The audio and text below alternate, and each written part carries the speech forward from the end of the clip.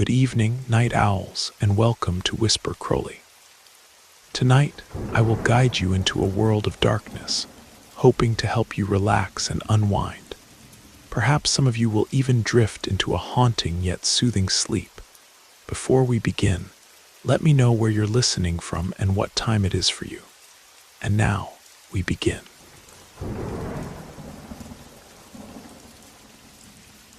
Good evening, Dom. What I'm about to tell you happened several years ago when I was 21 and studying graphic design at a private college here in Austin, Texas. It was a complicated time in my life. Everything had been turned upside down. My mother had already passed away, and my father, just a few months earlier, had accepted a job transfer to another state. At first, he called every weekend. Then the calls became text messages. The messages became nothing. I was left behind. I stayed with the apartment, the bills to pay, and a constant feeling of abandonment. Luckily, I had Marcus, my longtime friend, who did everything he could to keep me from drowning. It was he who, one afternoon, dragged me to a coffee shop near campus. "You need to meet some new people, Leo," he said. "My crew, they're good people, you'll see." He paused as if choosing his words carefully. "Just a heads up though, Jessica is cool, but sometimes she can be a bit intense, you know. Just keep your guard up with her, that's all." It was a group that had bonded over liking the same kind of sounds from bands nobody else listened to. I was welcomed without ceremony. The conversation flowed easily about music, about college struggles, and it was there, in the middle of everyone, that I saw her for the first time. Jessica. She wasn't the most talkative one, staying more to herself, observing. But when she smiled, the whole atmosphere of the place changed.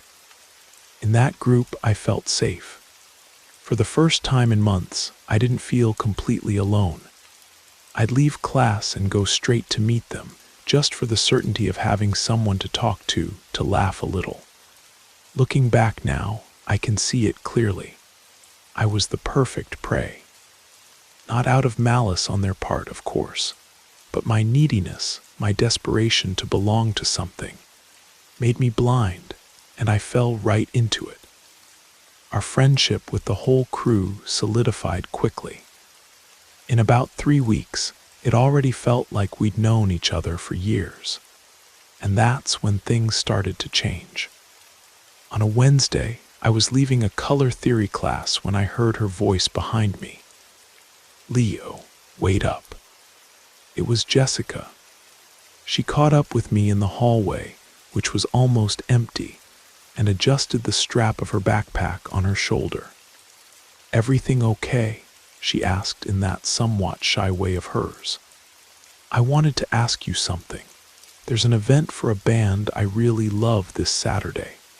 I was wondering if you'd like to go with me." The first thing that came to mind was the group. Of course, we could invite Marcus, everyone. "Where's it going to be?" Her smile faltered for a second, just an instant, but I noticed. Then she looked down at the floor, as if choosing her words. "It's kind of experimental music, you know. Last time I tried to bring more people, they didn't get it, started making jokes, and kind of ruined the night for me. I wanted to go with someone who might have a more open mind." I felt a hint of strangeness with the explanation. It didn't seem like the kind of thing Marcus or the others would do. But the truth is the idea of it being just the two of us pleased me. Not in a romantic way, it was never about that. It was the feeling of being chosen, of having a secret, of being special to someone again. It was a warmth I hadn't felt since my father had left. "I get it," I replied too quickly. "No, I'm fine with that, I'm in." Her face lit up. "Really? That's great, so it's settled. Saturday, around 9 at night, let's meet in front of the old post office building downtown." Deal, I said, already feeling a good kind of excitement. She smiled, a small smile, and added almost like a whisper, "And please don't mention it to the crew, okay? Let it be a surprise. If you like it, we'll plan to bring everyone next time." I nodded and she said goodbye with a wave and disappeared at the end of the hallway. At that moment, the anticipation was so great that I barely thought about the guilt of hiding it from Marcus. It was this decision, this desire to feel special, that started everything. I spent the next 2 days in an anxiety that barely let me concentrate in classes. Saturday night, I arrived at our meeting point about 15 minutes early. Downtown at that hour already has a somewhat deserted, somewhat eerie air. The movement decreases, sounds gain echo, and the old facades of the buildings seem to be watching me. I was standing there under the yellowish light of a street lamp when she appeared punctually at 9 o'clock. Jessica was different. She wore a dark dress, simple, nothing like the clothes she wore at college. "Come on, it's nearby," she said, and her voice seemed to have a weight I didn't know. We didn't go down the main avenue. She guided me through narrower streets, passing by townhouses with dark windows and graffiti on the walls.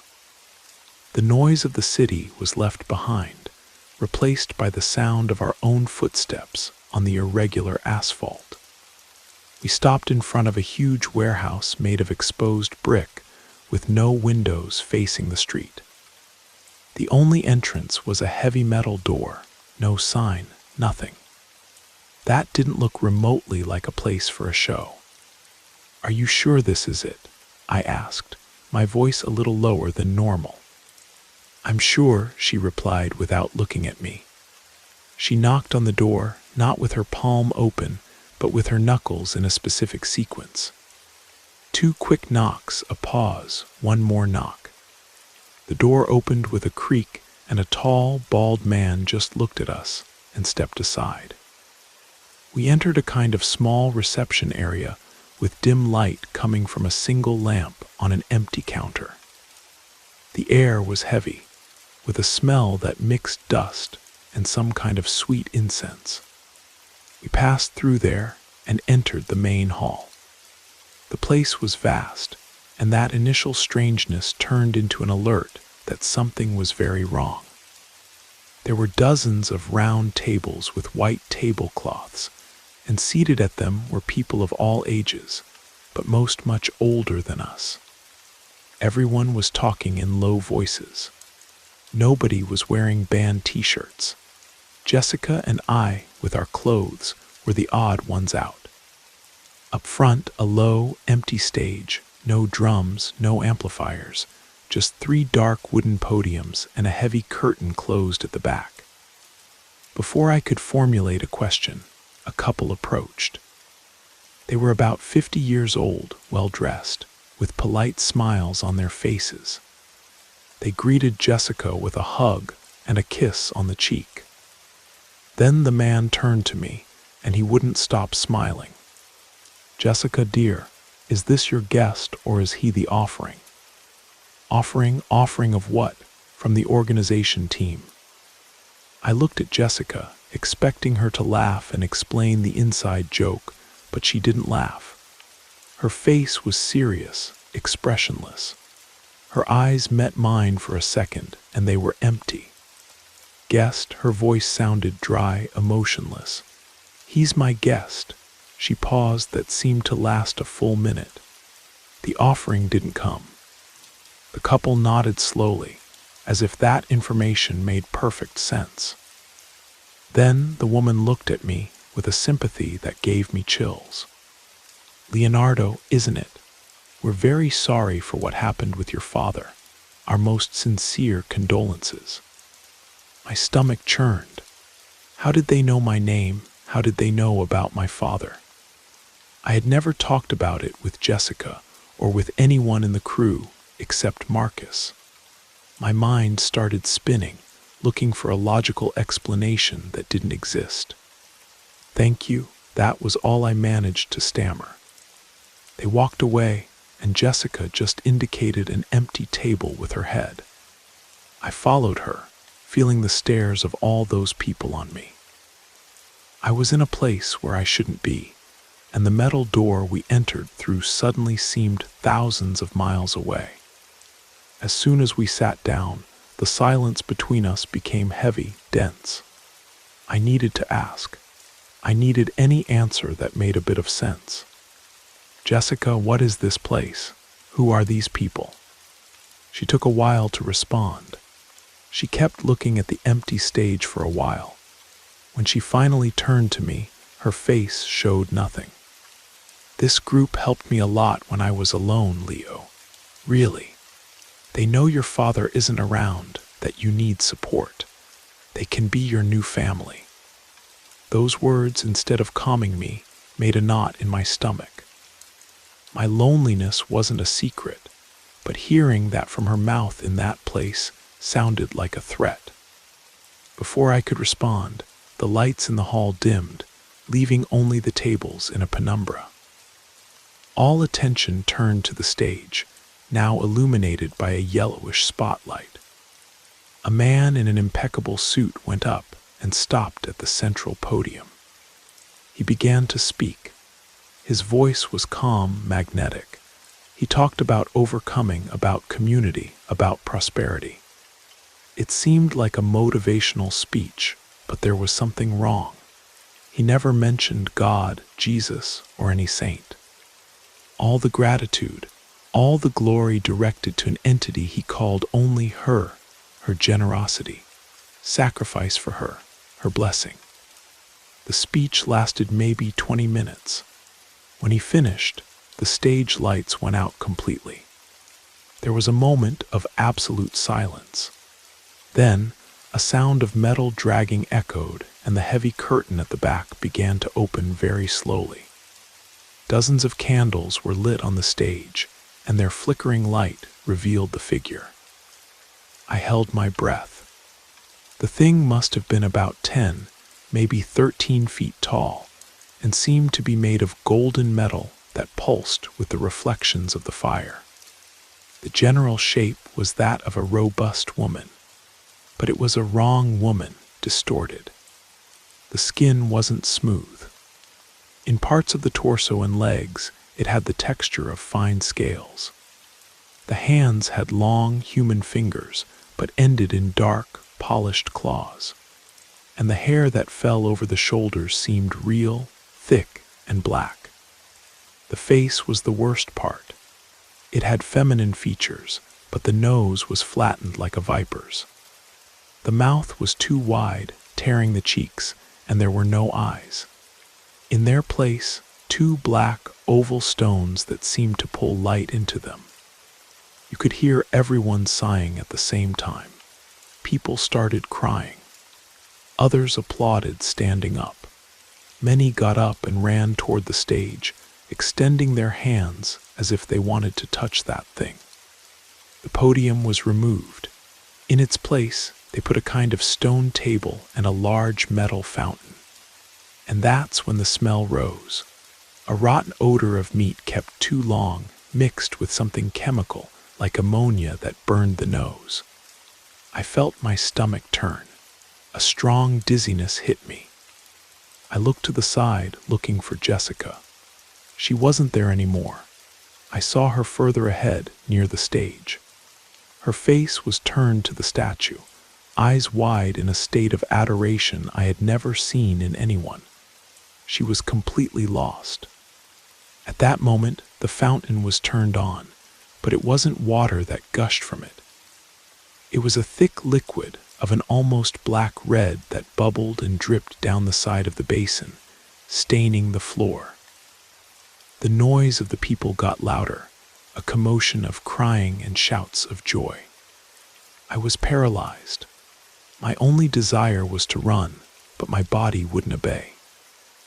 That's when another older man with gray hair and an even more expensive suit approached and touched my shoulder. "Impressive, isn't it, boy?" he said with a calm voice. He guided me to a corner a little further away from the commotion. "You're Leonardo Souza Campos, right? Son of Richard Campos. Lives on Maple Street, number 212. Works at the print shop and studies at Hill College." He said everything, every detail without hesitating. I was breathless. How do you know?" He gave a thin, paternal smile. "We know everything we need to know. We know you're alone, but don't worry, we take care of our family." My voice barely came out, a trembling thread. What does it mean to be the offering?" His smile widened a little. "The offering is the greatest honor someone can receive. It's the gift we give to her so she continues blessing us. Look," he pointed to the stage. "The parts are almost coming out. Soon you'll understand. And a piece of advice, if they brought you as a guest, be grateful. You wouldn't want to be the offering." The man turned his back on me and mixed into the crowd that was pressing near the stage. I stood there in the corner, my body trembling, my mind blank. The smell, the sounds, the image of that statue, everything mixed in a whirlwind of panic. Guest, offering. His words echoed in my head. I looked ahead and saw that the tall, bald men, those who stood guard at the doors, had abandoned their posts. All of them were now facing the stage, hypnotized like the others. It was now or never. My survival instinct, which until then had been buried by shock, screamed louder. Without thinking twice, I turned and started walking fast, but without running, keeping myself against the dark wall in the shadow. My heart raced, felt like it was going to come out of my mouth. Each step seemed to make an immense noise. I just hoped nobody would turn around, that nobody would notice the only person going in the opposite direction. I passed through the door that led to the reception and closed it behind me with infinite care, muffling the sick sound that came from the hall. The small room was in total darkness. The lamp that was on before was now off. The silence here was almost as scary as the noise inside. I felt along the wall until I found the heavy metal door that led to the street. My hands were sweating, trembling. I looked for the handle, but there wasn't one. I slid my hands over the cold surface and felt a metal lock, one of those sliding latches, thick and rusty. I pushed nothing. The thing was stuck. Panic began to rise up my throat, a bitter taste of bile. I forced again with the weight of my body. A sound of metal scraping metal tore through the silence. I froze, expecting to hear footsteps, screams, but nothing came. Just the muffled sound of the macabre celebration. I tried once more using both hands, and with a final creak, the latch finally gave way. I opened the door just enough to squeeze my body out and didn't look back. I took off running, the cold dawn air burning my lungs. I didn't stop until I reached a busy avenue about 3 or 4 blocks away. I doubled over, hands on my knees, trying to breathe. A taxi stopped next to me. The driver, a gentleman with a mustache, looked at me with concern. "You okay, kid? Looks like you're running from a ghost." I fought with my girlfriend," I lied, my voice coming out broken. I got in the car and gave my address. Only when I threw myself in the back seat did I see the time on the car's dashboard. It was almost 1:30 in the morning. I had spent more than 4 hours in that hell. When I got home, the first thing I did was take off my clothes. The jacket and t-shirt were impregnated with that rotten and sweet smell. I threw everything in a garbage bag, tied a knot, and got in the shower. I stayed under the hot water for a time I can't even measure, scrubbing my skin hard, but the feeling of dirt wouldn't go away. And the smell, The smell seemed to have stuck to my memory. I barely slept. Every time I closed my eyes, I saw that golden statue and smelled the rotten smell in the air. I spent the entire Sunday locked at home, jumping at every noise coming from the apartment building hallway. The feeling of safety in my apartment had disappeared. That place, my only refuge, now seemed like a glass cage. I couldn't be alone with that in my head. Around lunchtime, I picked up the phone and called Marcus. "Marcus, it's me, Leo." My voice came out weaker than I expected. "Can you come to my place now? It's important." He noticed the panic in my tone. He didn't ask questions, just said he'd be there in 20 minutes. When I opened the door, his expression changed from concern to alarm. "Dude, what's that face? You're pale. Did something happen?" I asked him to come in and sit down, and then I told him everything. I started with Jessica's secret invitation. I described the warehouse, the couple who knew my name, the hideous statue, the fountain that gushed that dark liquid, the horrible smell, and the words of the man in the suit. Marcus listened to me in silence, his forehead furrowed.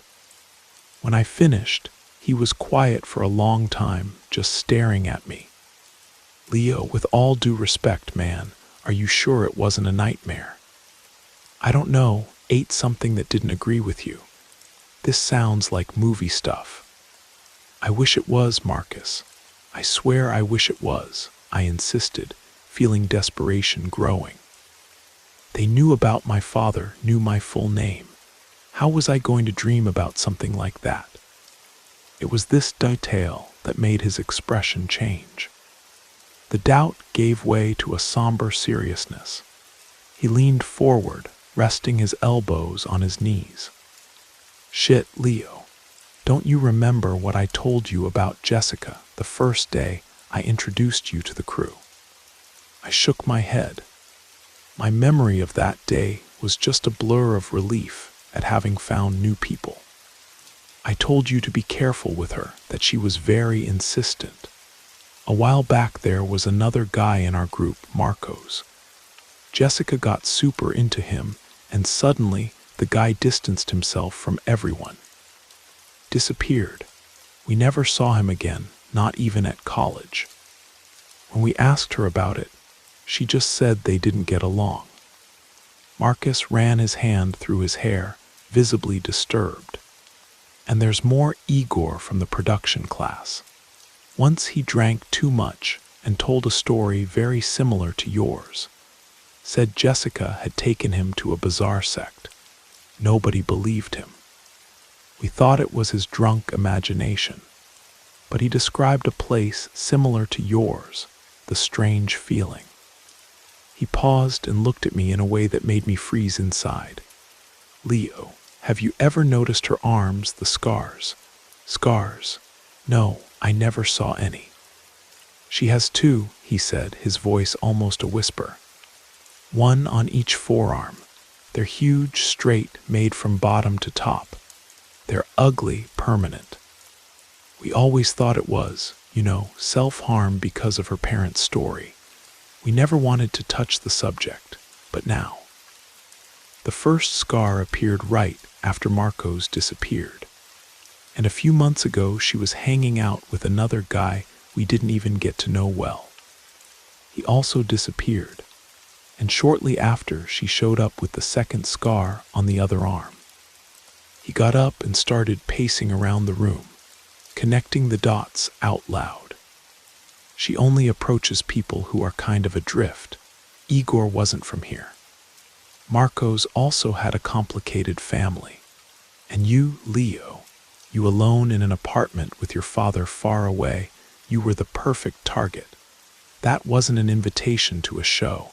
It was an invitation to a job interview, or worse." We fell silent.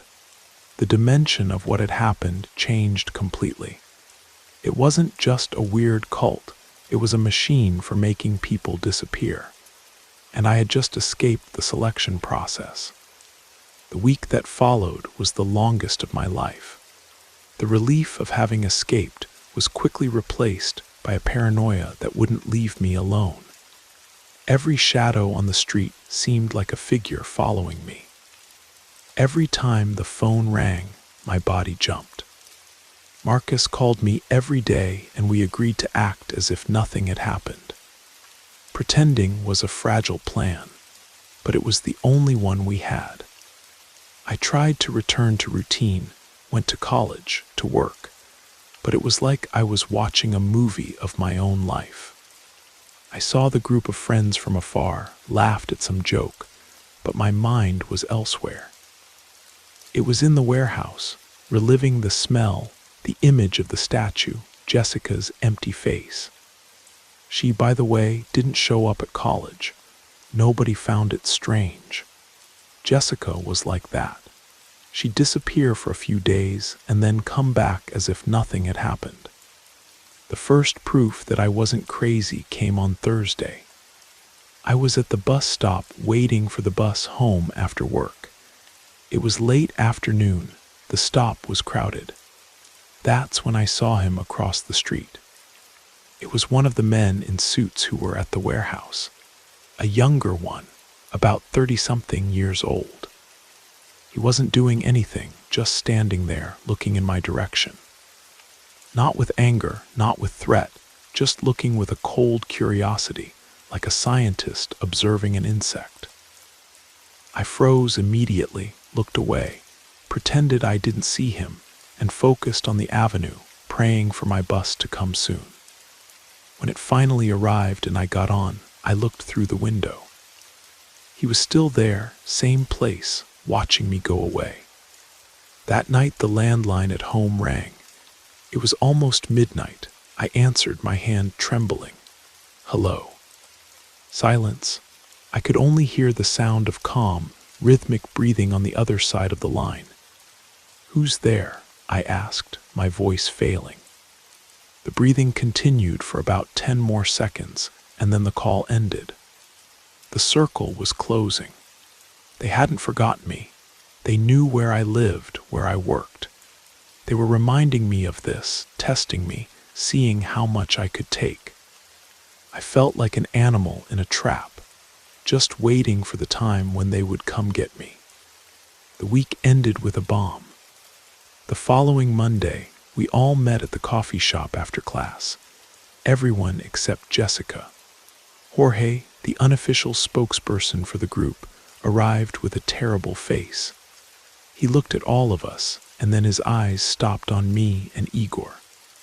I got a message from Jessica last night, he said, his voice low and grave. It was just her locker number at college and an I'm sorry. I went there this morning. They had emptied everything. I think we're not going to see her anymore.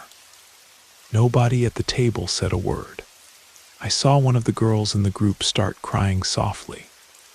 Igor turned white as paper, and I felt a chill that wasn't fear, but certainty. Jorge hesitated, taking a crumpled envelope from his backpack. This was the only thing inside. It had our group's name on it. I think she left it for us. Jorge placed the crumpled envelope in the center of the table like it was a bomb. Nobody dared to touch it. After a long silence, he opened it himself. The notebook paper, roughly torn, was covered by Jessica's small, hurried handwriting. He began to read aloud. If you're reading this, it's because I failed, and because I no longer exist. Jorge's voice trembled, but he continued. The letter was a chaotic and desperate confession. In it, Jessica explained everything. That group wasn't a cult in the sense we imagined. It was a business, an organization that promised power and wealth to its members in exchange for a terrible price. She called them the farm, and people like her were the livestock. Her family had been involved for generations. Her parents didn't die in a car accident. They were offered when a family business failed to settle a debt with the organization. The debt, however, passed to her. Her role was to pay, and the payment was finding new offerings, people who wouldn't be missed, people who were alone. Marcos was the first, Jorge read, his voice choked. He didn't have a chance. Then I tried with Igor, but he was strong. He escaped. The scar on my left arm was the price of my mistake. The guy I met last semester, he paid for my failure, and then I found you, Leo. I saw in you the same loneliness that was killing me inside. I thought you wouldn't fight. Forgive me. At that moment, the worst possible realization hit. Jessica wasn't the monster. She was another victim, trapped in a cycle of horror, forced to hunt so as not to be hunted. The letter ended short and brutal. When a collector fails to bring payment, they become the debt itself. The offering I didn't deliver that night, now it's me, the final sacrifice. At least with this, the debt is paid. But they know about you. They know you saw everything, Leo. They don't forgive a witness. Run. Nobody said a word. Our friend's soft crying was the only sound. Igor had his head in his hands, trembling. Marcus looked at me, eyes wide with pure terror. The truth was worse than anything we could have imagined. There was no goodbye. I got up and Marcus got up with me. He walked me to the door of my building and hugged me. A strong, desperate hug. Take care, man. For God's sake, take care. He said, and I just felt that night. I didn't think, I just acted. I gathered the little money I had, stuffed some clothes in a backpack, and looked at my apartment for the last time. That place that had been the center of my loneliness. And my fear was just a pile of things that didn't mean anything anymore. I left a note for Marcus on the table, asking him to sell everything and keep the money. I left in the dead of night and caught the first bus leaving the terminal heading south, with no certain destination. That was almost 5 years ago. Today I have another name, another life. I live in a small town where nobody knows me. Sometimes, when I'm in the middle of a crowd, I still feel a chill and look over my shoulder, looking for a familiar face, a well-cut suit. The fear never really went away. It just learned to live quietly inside here. I survived, but the truth is that a part of me stayed in that warehouse forever, the part that still believed it was possible not to be alone.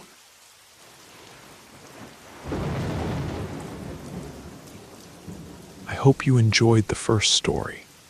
If you did, don't forget to leave a like. But if I didn't do my job well, feel free to give it a thumbs down.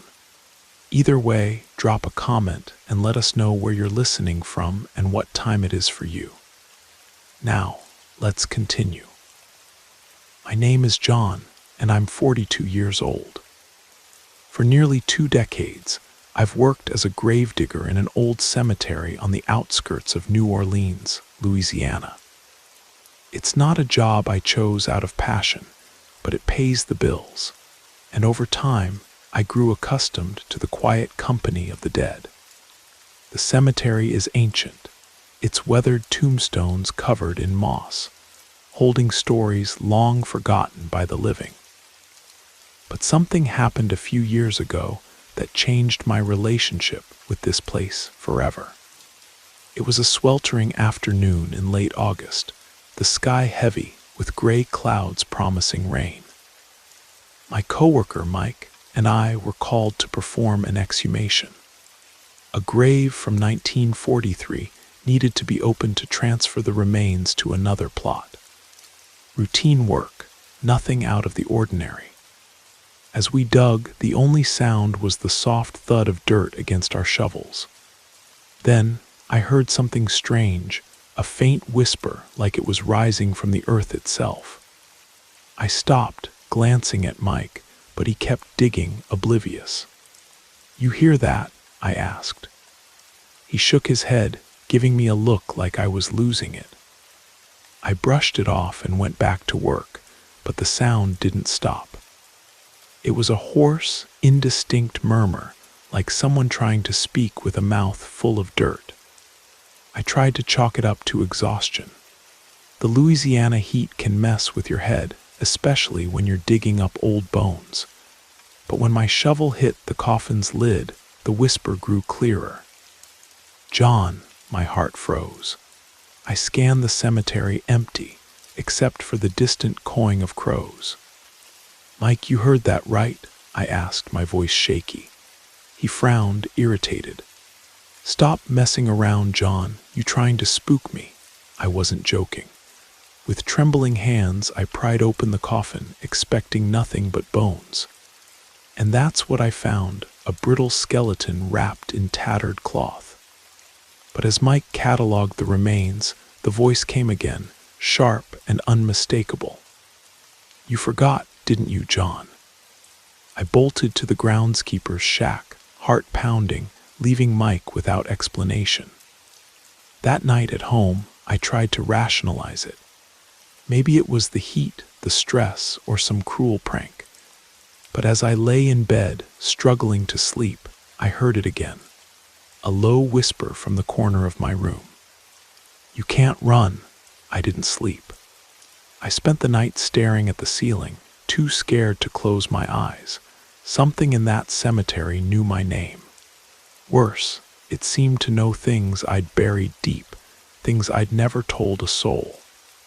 The next day I dragged myself back to work, my stomach in knots. I considered quitting, but I needed the job. Mike was already there, chuckling. "Scared of ghosts, John? That's kid stuff." I forced a laugh, but my mind was elsewhere. I decided to keep quiet about it. If this was madness, it was mine alone. If it was, I didn't want to think about it.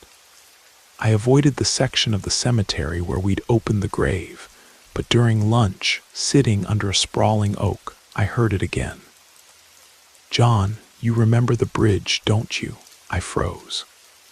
When I was 15, back in a small town in Mississippi, I did something I've never confessed. My friend Tommy fell from an abandoned bridge while we were messing around. I was there, but I ran, too scared to help, terrified I'd be blamed. They never found him. How could anyone or anything know about that? The whispers didn't stop. Sometimes they came from the grave, sometimes from behind the trees. Always that same raspy voice, choking on dirt. "You let him die, John." I was sweating, glancing around, but there was never anyone there. Mike noticed I was off, but he just said, "You need a doctor, man." That night I dreamed of the bridge. Tommy's pale face, covered in mud, stared at me, pointing. I woke up screaming, my wife, Sarah, shaking me. "What's wrong, John?" "You've been like this for days." I mumbled something about work stress. I couldn't tell her about the whispers or Tommy.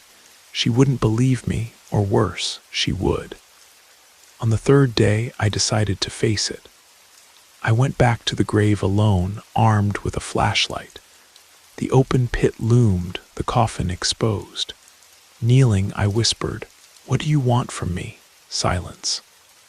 Then, clear as day, the voice answered, "Justice."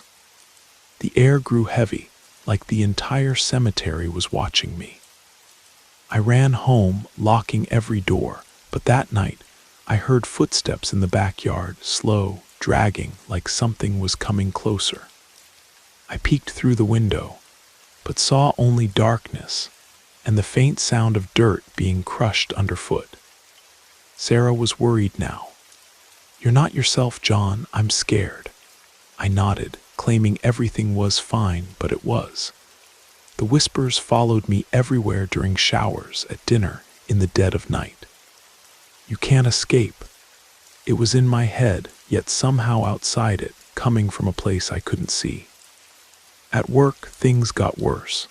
While sweeping the main path, I caught a glimpse of a tall, hunched shadow near the exhumation site. When I looked directly, it vanished. My heart raced, but I didn't tell Mike.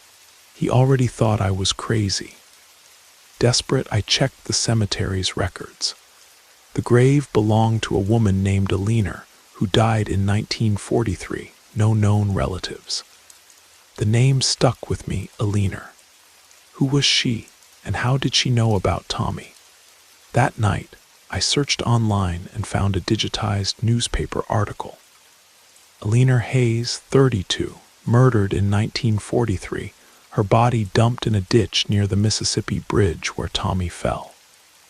The case was never solved. My stomach churned. It couldn't be a coincidence. Was Alina a vengeful spirit? Was she connected to Tommy somehow? I didn't sleep, sitting in the living room with the lights on, listening to every creak. Around 3 in the morning, I heard the footsteps again. Grabbing a knife, I flung open the back door and shouted, "Who's there?" Nothing but the wind. Then I saw it, muddy footprints on the kitchen floor, small like a woman's. I locked everything and stayed up, clutching the knife. The voice whispered, "You'll pay, John." The next morning, exhausted, I told Sarah everything. I showed her the footprints, but they were gone. She looked at me like I was a stranger. "You need help, John. This isn't normal." But I knew it was real. Alina was haunting me. I couldn't take it anymore, the whispers, the footprints, the shadow. I had to end it. On Saturday night, I returned to the cemetery, something I'd never done after dark. I brought a flashlight, a rosary my mother gave me years ago, and a bottle of holy water from a local church. I'm not religious, but I was desperate. The cemetery was pitch black, the silence broken only by crickets. I went straight to Alina's grave. The open pit stared back, the coffin still exposed. Kneeling, I whispered, "Alina, if it's you, tell me what you want. I didn't kill Tommy. It was an accident." Silence. Then the voice, so close it felt like it was beside me. "You let him die, like they let me die." A chill ran down my spine. "What do you want?" I asked, nearly shouting. The answer came as a whisper. "Blood." My body shook. "Blood, justice." Was she after revenge? I had nothing to do with her death, or did I? The air grew thick, like a storm was brewing. My flashlight flickered and died. In the darkness, I heard the footsteps, slow, dragging, coming from behind. I spun around, but saw nothing. Then the voice, "You know, John, you've always known." My mind raced. Tommy, the bridge, Alina, somehow, it was all connected, but I couldn't piece it together. I splashed the holy water on the grave, clutching the rosary. "Leave me alone," I shouted. A cold wind blew and the voice laughed, a dry, horrible sound. "You can't escape your past." Then I felt it, a cold hand on my shoulder. I spun, but no one was there. I fell to my knees, praying like I never had before. I don't know how long I stayed there, but when the sun rose, the weight in the air lifted. The voice stopped. I went home broken. I told Sarah everything, and she took me to a priest. He performed a blessing, saying whatever it was had moved on. I'm not sure I believe that. Sometimes, I still hear whispers at night. I don't know if it's Alina, Tommy, or my own guilt, but I'm not the same man I was. I keep working at the cemetery. Bills don't pay themselves. But I avoid that grave, and I never speak of the bridge.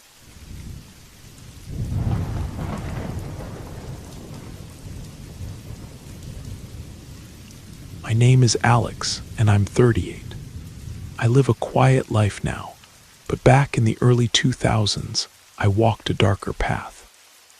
I'm not proud of it, but I used to steal from graves in old cemeteries around rural Texas. Not bones or coffins, that was a line I wouldn't cross, but valuable trinkets left on the surface. Bronze plaques, silver crosses, ornate statues. To me, it was easy money. The dead didn't need those things, I told myself. I was wrong. I learned the hard way that some things in a cemetery aren't meant to be taken. What happened one night changed me forever, and I'm telling this story to warn you. If you ever feel a chill near an old graveyard, trust it. Some things don't belong to the living. It started innocently enough. A tip here, a whisper there. Old cemeteries in small Texas towns held treasures, bronze nameplates, silver crosses, iron rings from wealthy families of the old ranching days. I never worked alone. I had a partner, Eddie, who kept watch while I did the dirty work. It was simple. We'd sneak in at night, take what was exposed, and sell it on the black market. No digging, no desecration, just what was left out, forgotten. Or so I thought. One night, greed got the better of me. I heard about an old mausoleum in a neglected cemetery near San Antonio, built by a wealthy cattle baron's family in the 1800s. Word was, it was abandoned, no relatives left to care. The iron gates, bronze plaques, and decorative statues were ripe for the taking. I decided to go alone, no Eddie, no splitting the profits. I thought I was clever. I was a fool. I arrived just after midnight, slipping through a rusted side gate. The mausoleum was as grand as they said, its iron doors weathered but intact, bronze plaques gleaming faintly under my flashlight. I worked quickly, prying off a few plaques and a small bronze angel statue. Then, tucked in a shadowy alcove, I found something extraordinary, a silver locket, intricately engraved, half buried in dust. It wasn't ordinary, it felt heavy, important. I should have left it, but I didn't. I slipped it into my jacket pocket, separate from the other loot. I told myself it was just a keepsake, something to admire. I left the cemetery unnoticed, feeling like I'd hit the jackpot. The next day I sold the plaques and statue to my usual buyer. The locket, though, I kept. I placed it on my dresser, drawn to its craftsmanship. For a few days, everything seemed fine. I paid some bills, stashed some cash. But then, strange things started happening. The locket would move once I found it on the floor by my bed, though I was sure I hadn't touched it. My keys started appearing in odd places, the kitchen counter, the bathroom sink. The house felt different, heavy, like the air was thick with dampness.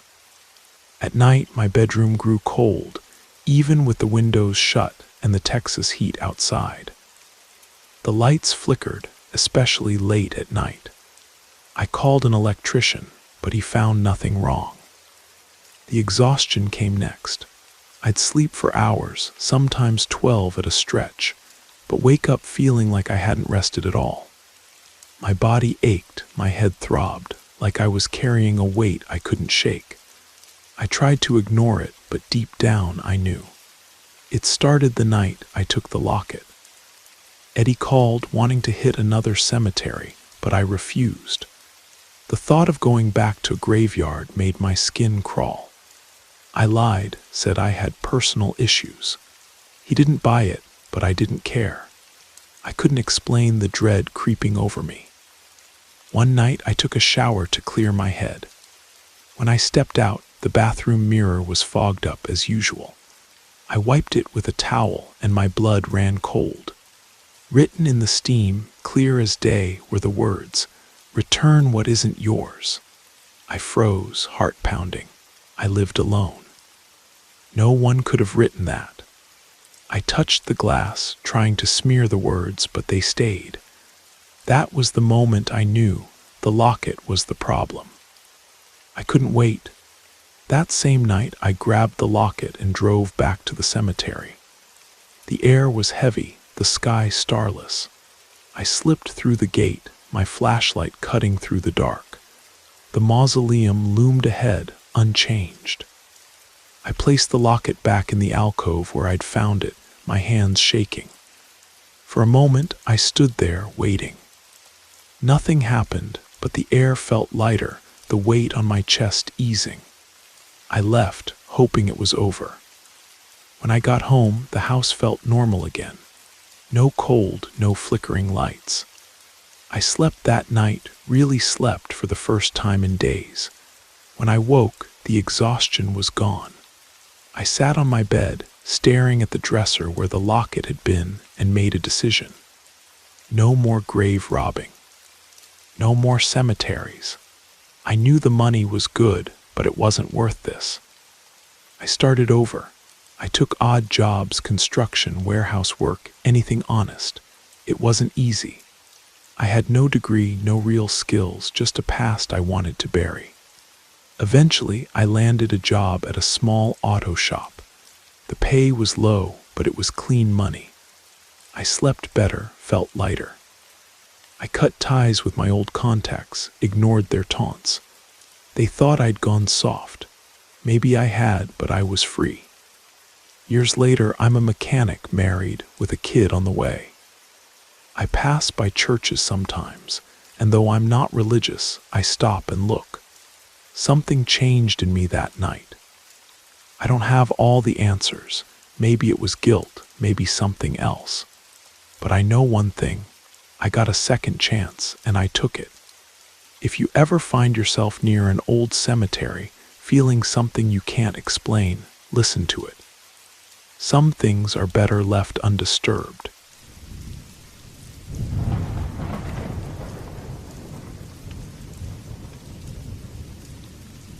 My name is Andrew, and I'm 38, a CPA living in Austin, Texas. My life was steady until a few years ago when I received a letter about an inheritance, a rural property in Bandra County, left to me by my great-uncle Henry, a man I barely knew. He passed without kids, and for reasons I'll never understand, he left me the land. I had no plans to move there, but selling it seemed like a smart move. I decided to spend a weekend at the property to check it out. I arrived on a Friday afternoon after a long drive down dusty back roads. The house was a wreck, cracked walls, a sagging roof, and a musty smell that clung to everything. The backyard was a jungle of overgrown weeds, thorny bushes, and dead trees. The Texas heat was brutal, so I didn't explore much. I just wanted a place to crash. The silence was eerie, broken only by the hum of cicadas. I set up in the living room, which had a moldy couch and a wobbly table. In a drawer, I found old photos, Henry as a young man, standing with people I didn't recognize, all with grim faces. I tossed them en awe, and tried to ignore how isolated the place felt. That night, the heat gave way to a cold wind that rattled the windows. Around midnight, as I lay on an air mattress, I heard something, a faint dragging sound from the backyard. I grabbed my phone and shone its light through the window, but saw only swaying weeds. Probably a raccoon, I told myself, but the sound was rhythmic, like footsteps. I locked the door, left the porch light on, and tried to sleep. Then came another sound, muffled voices, like a conversation carried on the wind. I bolted up, heart racing, and checked the windows. Nothing but darkness.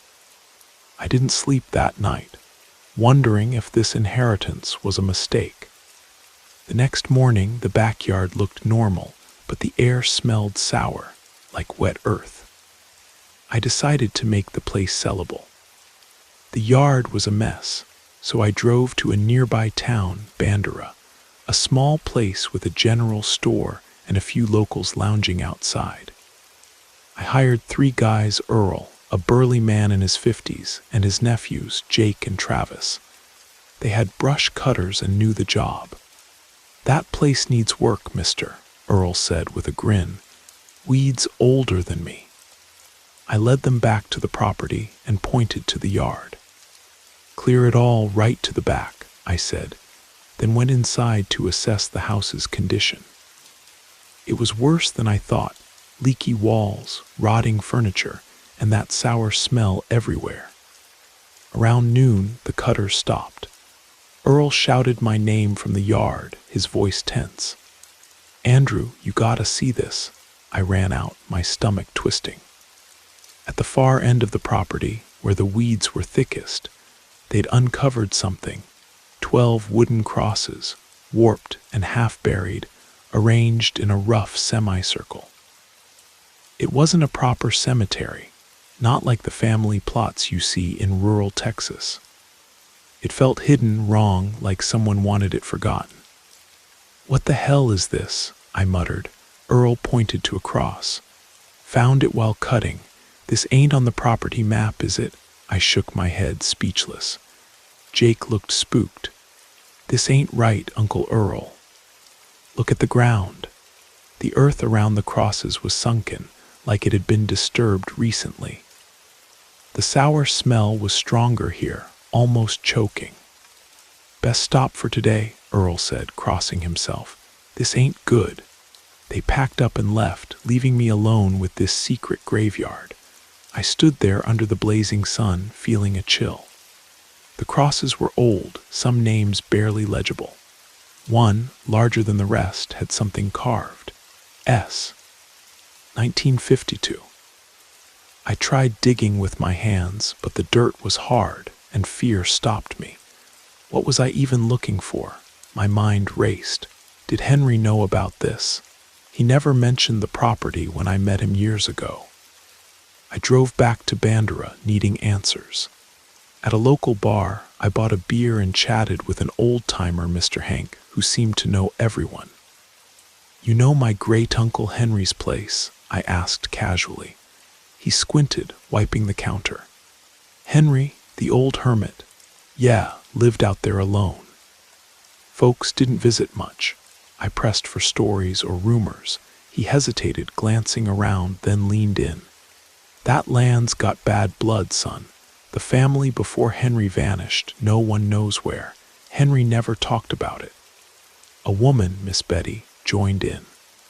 "My daddy said that place was cursed. Something bad happened there." She crossed herself and clammed up. They changed the subject, like they wanted to forget. I returned to the property at dusk, the yard darker now, like the weeds swallowed the light. That night the murmurs came again, clearer this time. "You've seen too much." I locked the doors, checked the windows, and lay down with my flashlight close. The silence was worse than any noise, like the house was holding its breath. Every creak, every rustle outside made my heart pound. It wasn't just fear. It was like the land itself didn't want me here. At dawn, I searched the house one last time, desperate to understand why Henry left me this place. Under a loose floorboard in the living room, I found a rusted metal box. Inside were yellowed papers, receipts, letters, and a notebook in Henry's handwriting. One entry, dated 1952, caught my eye, titled Samuel. It described a man, Samuel Carter, who owned the land before Henry. Henry wrote that Samuel did unforgivable things, and that after an accident in 1952, his family disappeared. Henry bought the land soon after, but added, "The ground keeps what he did. I don't touch the yard." There was a faded photo, Samuel, stern-faced, with a woman and 2 kids, all with hollow eyes. On the back, in ink, "Carter Family, 1951. My stomach dropped. Samuel, 1952. Was that his grave? What did Henry mean by unforgivable? I couldn't dig deeper, literally or figuratively. The house, the yard, the crosses, it all felt tainted. I packed up, locked the door, and drove out. Before leaving, I glanced at the yard. The cut weeds looked darker, like they absorbed the sunlight. I didn't go back to the graveyard. In Bandera, I paid Earl and his nephews for their work. Earl looked relieved. "Smart move, leaving," he said, unprompted. That land ain't for folks like us. Jake and Travis just nodded, avoiding my eyes. Back in Austin, I listed the property for sale. As of July 2025, no one's made an offer. No one's even visited. My wife, Emily, thinks it's just a matter of time, but I'm not so sure. I think about Mr. Hank's words, Miss Betty's warnings, Henry's notebook. That land isn't just dirt, it's a weight, a shadow I can't explain but still feel when I close my eyes at night. I don't think I'll ever be free of it.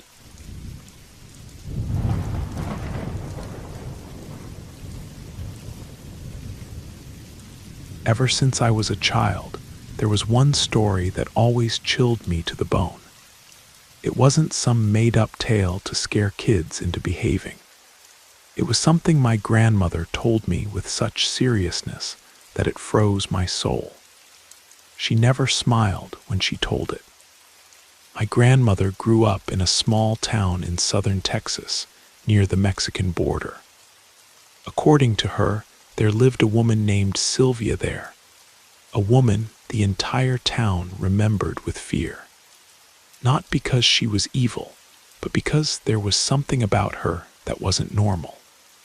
My grandmother met her when she was barely 18, newly married to my grandfather. Back then, Sylvia was desperately poor. She lived in a shack made of canvas, cardboard, and old wooden planks. She had 3 young children who always walked barefoot through the streets, wearing clothes she'd pulled from dumpsters, or that people had given her out of pity. My grandmother said Sylvia made her living cleaning houses, washing other people's laundry, doing whatever she could to keep her children fed. You'd always see her quiet and serious, but with a look in her eyes like life had already worn her down completely. Then one night, everything changed for her and for the entire town. Gossip traveled fast in those days. The town was still small enough that everyone knew everyone else's business. A woman who lived near the hills saw Sylvia climbing to the very top late one night and then disappearing from sight. It was around 11 o'clock. Nobody dared go to that place at that hour, not even the drunks stumbling home from the bars. But she climbed up there barefoot, without any flashlight to guide her way. The problem was, she didn't come back. One night passed, then another, then another. 3 days without any word from her. The children were left alone, crying. It was the neighbors who fed them while they searched for their mother. Everyone feared the worst. They said she'd taken her own life, or that she'd gotten lost and wild animals had gotten to her. But on the 3rd day, around 3:30 in the morning, some farmhands heading out to work in the fields saw her. They saw her walking down from the hills. She came down calmly, as if nothing had happened, her clothes dirty but her body intact, without a scratch. When one of the men confronted her and asked, "Where have you been, woman?" "You disappeared for 3 days." She looked at him confused and replied very seriously, 3 days. "I only went up there last night around 11. They couldn't convince her otherwise. She insisted she'd only been gone a few hours. She returned to her house to find her children weren't there. But strangely, she didn't seem worried about finding them. She just went to sleep. My grandmother said that's when the strange things started happening. The neighbor woman who had been caring for her children woke up the next morning feeling terrible fever, chills, and pain throughout her entire body.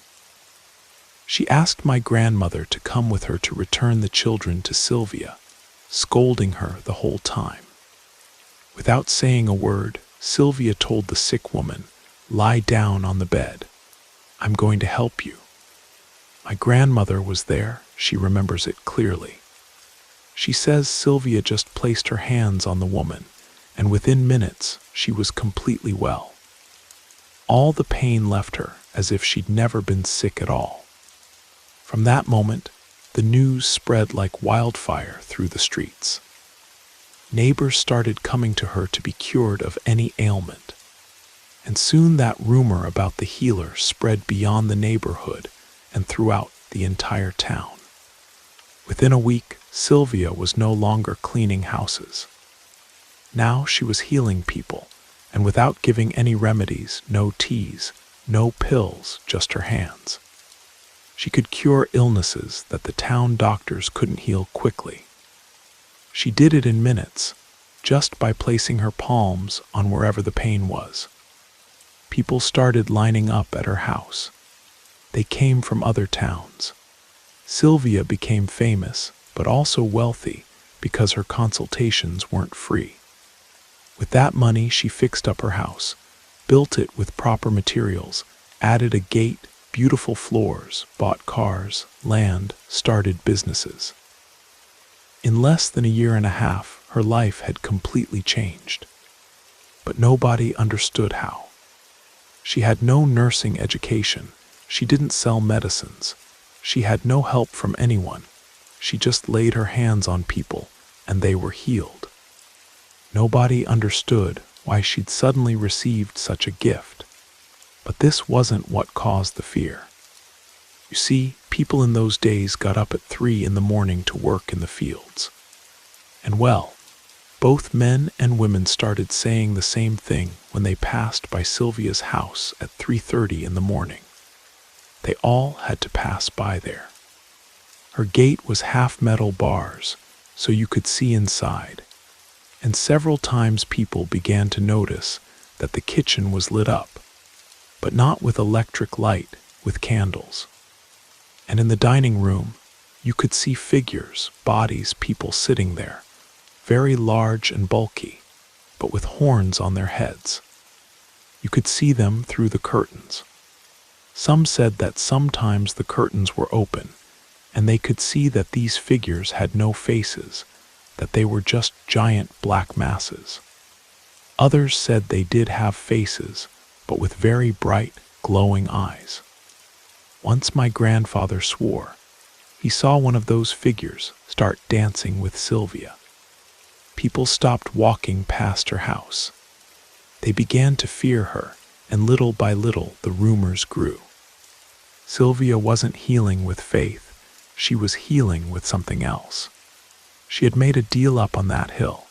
She had sold her soul to the devil.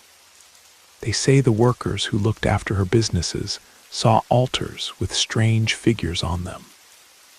Once, one of them said he heard Sylvia praying prayers backwards, alone in her kitchen. Her reputation fell because of those rumors. People stopped coming to see her. They respected her, but out of fear. Only those who worked for her would even greet her. Her children also grew up friendless, as if everyone in town knew there was something wrong with that family. But she didn't seem to care. She had money, lots of it. She didn't need anyone anymore. Years passed, and finally Sylvia died at only 66 years old. But that's not where this story ends. When they were lowering the casket into the ground, several of those present heard whispers coming from inside the coffin. It was clear as day, as if someone was talking from within. They checked, they opened it, but she was cold and still. However, the murmuring continued. Even when they were throwing dirt on top, they could hear it, as if the deal she'd made on that hill was just now collecting what was owed. Since then, no one has spoken well of her again. And many say her soul never rests in peace, because sometimes people have seen her in her house, on the roof, looking out. The deal she made gave her everything she wanted in life, but it cost her eternity. And sometimes, late at night, when the wind blows through that old Texas town, people still say you can hear her whispers, still trying to make deals with anyone foolish enough to listen.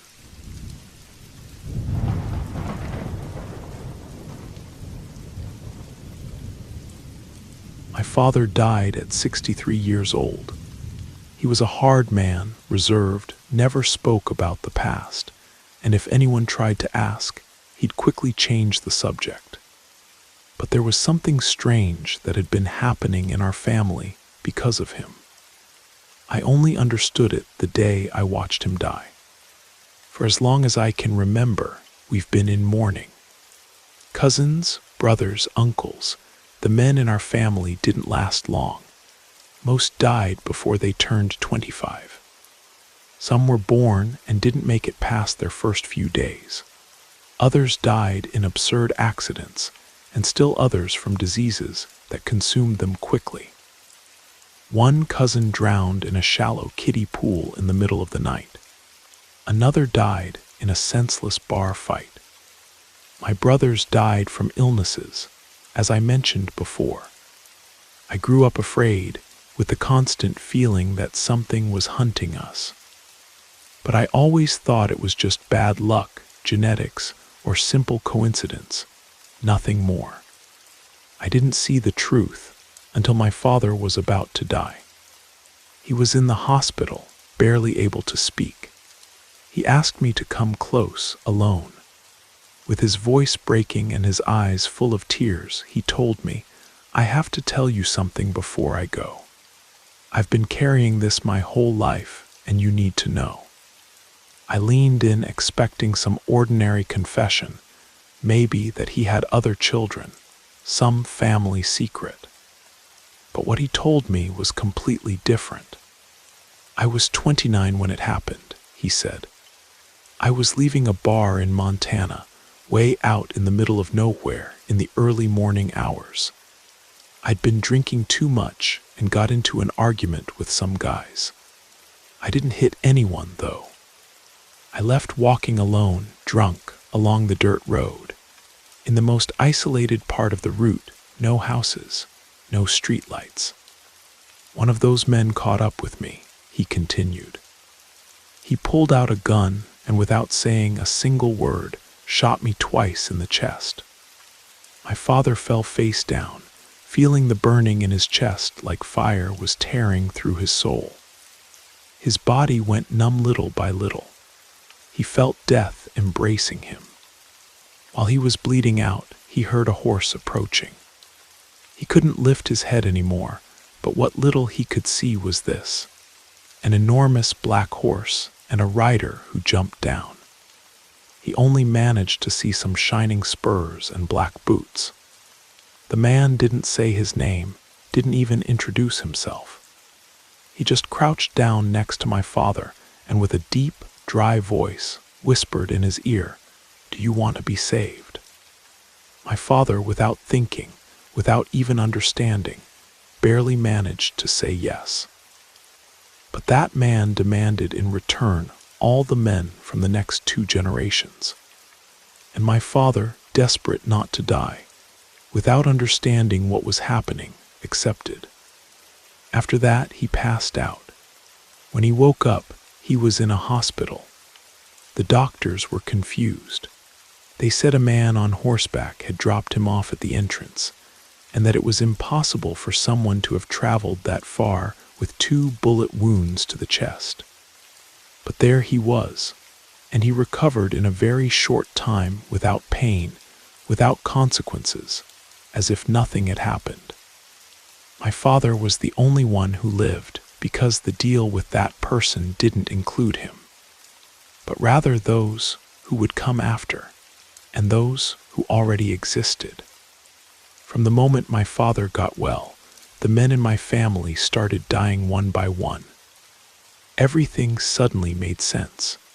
It no longer seemed like a curse, it was one. My father, without knowing it, had sold his soul to the devil in exchange for his life, but at the cost of his family members' lives. Ever since he died, I don't sleep the same way. I wake up at midnight dreaming about him. I'm also afraid for the future because I have 2 young daughters, and although they're healthy and happy, I can't stop thinking, what would happen if one of them has a son? Would that curse still continue? I don't know what to do. I don't know if it can be prevented.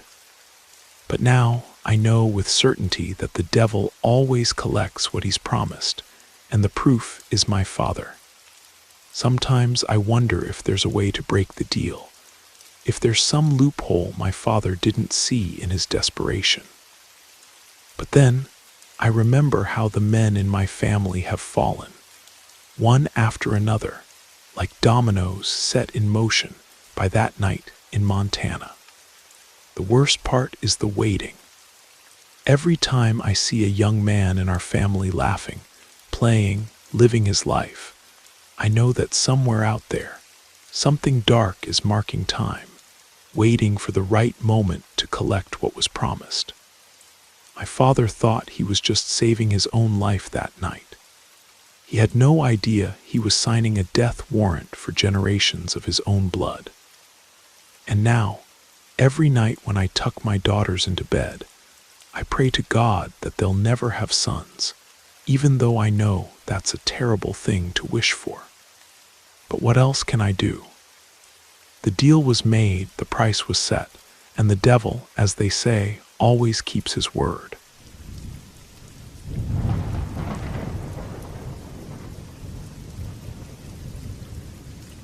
They say dreams can't hurt you, but I'm not so sure about that anymore. It all started with a dream. I was lying in bed, paralyzed. The room was completely dark, and from the farthest corner, a man came walking out. He was tall, thin, African American. He wore an elegant suit, perfectly pressed, like something from a different era. His hair was slicked back, his shoes polished to a shine. I didn't know him, had never seen him in my life, but his presence alone filled me with terror. He approached me slowly, without hurry, and in a deep voice, almost whispering, he said, "Tell me what you want, and I'll tell you the price." He didn't explain exactly what he wanted from me. He just offered me things, everything I had ever desired. Success, money, power, stability. I always told him no because he frightened me, and I always woke up startled, drenched in sweat, feeling like something was watching me from the darkness. It happened once, then again, then a third time. The third time was worse. It was the same dream, the same man, the same question. That night I felt something climb onto my chest. I couldn't move, couldn't scream, I could only think. Here's that nightmare again. I gathered all my strength, managed to move, and sat up in bed, exhausted from the effort. And that's when I saw him. He was sitting right there next to me, as if he'd always been there. The same suit, the same face, but this time closer to me. I felt the air become thick, and the room began to fill with flies. I couldn't stop looking at him, even though everything in me screamed to run. He spoke to me again. "You've thought about it long enough," he said. "In exchange for your baby, I'll give you whatever you want." When I heard this, I froze. I didn't know what he was talking about. My wife and I had been trying to have a child for years, but we hadn't been successful yet. How could he know about something that didn't even exist? He repeated his offer, everything I had ever dreamed of, all the success and wealth I could imagine. I gathered my courage and told him no, that I would never accept any deal with him. And then I watched him stand up slowly, look at me with a smile from ear to ear, and begin to fade away. His body became thick, black smoke and drifted out through the window as if an invisible wind was pushing it away. I stayed in bed waiting to wake up, because up to this point, I should have been waking up. But I didn't, and that's because I was already awake. I had thought it was a dream. I turned on the lights, looked at myself in the mirror, touched things around me. That's when it hit me. What I had experienced wasn't a dream like the others. What I had lived through was real. The strangest part came 3 months later. My wife told me she was pregnant. I should have been overjoyed, but instead, I felt a cold dread wash over me. I remembered his words, "In exchange for your baby, I'll give you whatever you want." How had he known? How had he known about something that hadn't even happened yet? Throughout the pregnancy, I barely slept. Every shadow seemed to hide his silhouette. Every sound in the night made me think he was coming back to collect what he believed was owed to him. My wife noticed my anxiety, but how could I explain? How could I tell her that I'd encountered something that wanted to take our child before it was even born? The baby was born healthy, a beautiful son with his mother's eyes and my stubborn chin. But even as I held him for the first time, I felt that presence watching us from somewhere in the darkness. Now he's 6 months old, and I still wake up every night, checking his crib, making sure he's breathing, making sure he's still there. Because I know that man, that thing, whatever he was, isn't done with us. The offer was made, and even though I refused it, I have the feeling that in his mind, the deal is still on the table. Sometimes I catch myself looking at successful people, wealthy people, and I wonder, what did they give up to get where they are? What did they trade away in their moment of desperation? And I pray that I'll never be desperate enough to find out. Because I know he's still out there, waiting in the shadows, ready to whisper his offer to anyone willing to listen. Tell me what you want, and I'll tell you the price.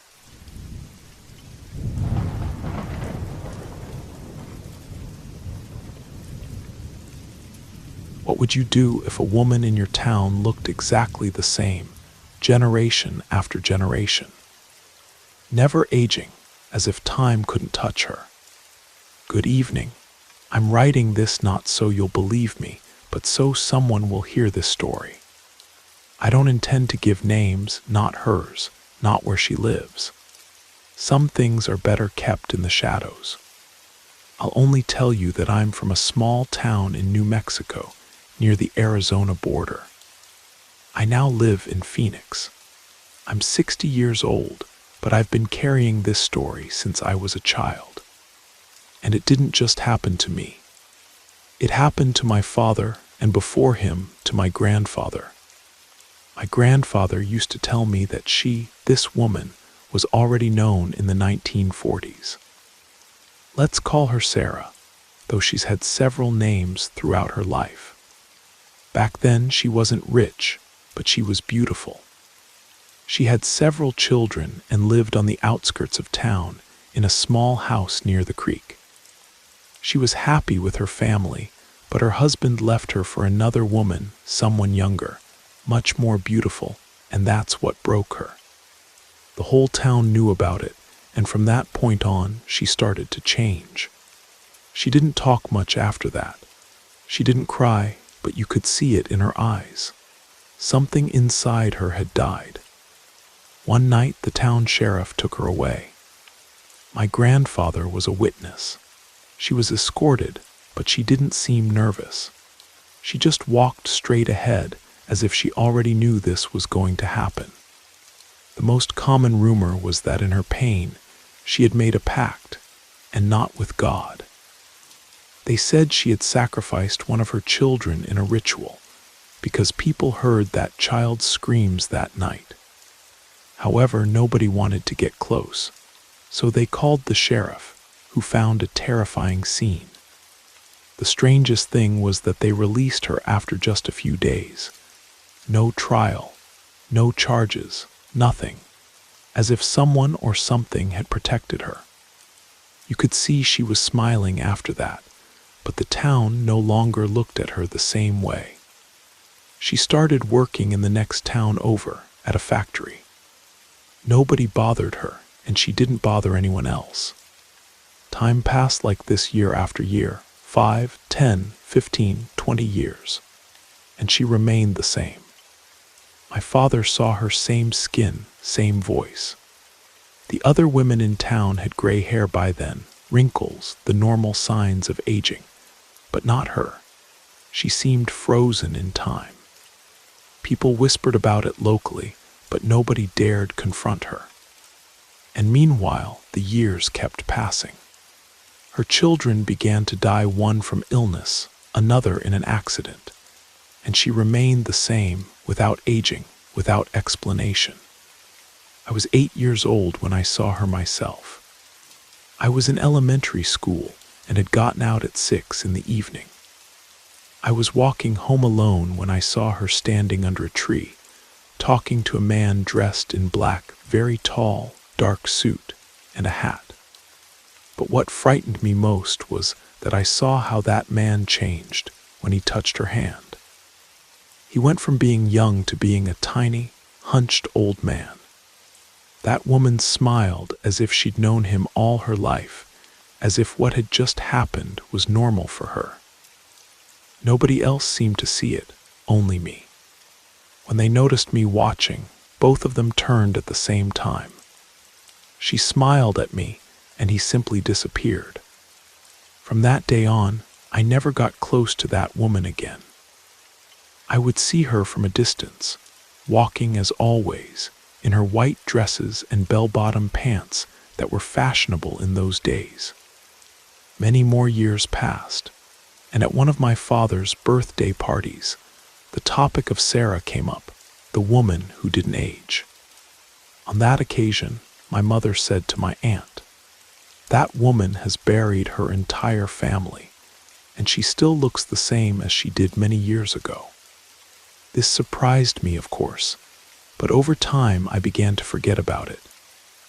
I grew up, left town, worked for years, started my own family, had 2 children. One night they called me from town to tell me my father had died. He was already old. I attended the funeral. That night, while we were keeping vigil over his body, I saw that woman arrive at my mother's house with the same skin, the same face, the same age that my grandfather had seen, the same that my father had seen. She approached me, gave me a smile, and offered her condolences, embracing me. She looked much younger than I did. I don't know what she did. I don't know who she sacrificed or what she signed. But nobody can look like that for so long without having lost something, without having given something up. Sometimes I wonder if it's really still her, or if there's nothing human left inside, just the disguise. And although this sounds crazy, very macabre, I spent time talking with her. Not about what people rumor, just normal conversation. She's kind. There's no sense of heaviness around her, as if she were completely normal. That's why I'm leaving this written down, because appearances can be deceiving. The most disturbing part is that she never talks about her past, never mentions her children who died, never acknowledges the passage of time. She speaks as if she's always been exactly as she is now. I've done some research since then. I found old newspaper clippings, talked to elderly people who knew her when she was young. The stories all match. She made some kind of deal that night when her child's screams were heard. But the price she paid wasn't just her soul. It was her humanity, her ability to love, to grieve, to grow old with dignity. She's trapped in that moment of her life, forever beautiful, forever alone, forever paying for whatever bargain she struck in her darkest hour. And now, whenever I see a woman who looks too young for her age, too perfect, too untouched by time, I wonder what price she paid. Because in this world, nothing that good comes free. The devil, they say, gives you exactly what you ask for, but he never tells you what it will cost you to keep it.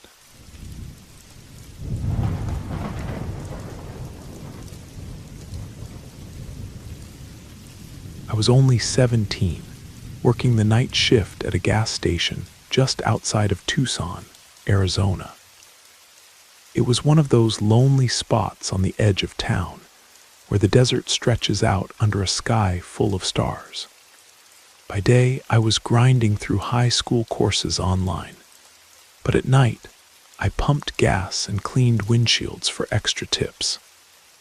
My coworker, a gruff guy named Mike in his 40s, always gave me a ride to and from work. He dropped me off a few blocks from my house on a quiet street, and I'd walk the rest of the way. One night around 3:30 in the morning, the station was dead quiet. Just me and Mike, the hum of the neon sign, and the occasional coyote howl in the distance. Then, headlights cut through the dark.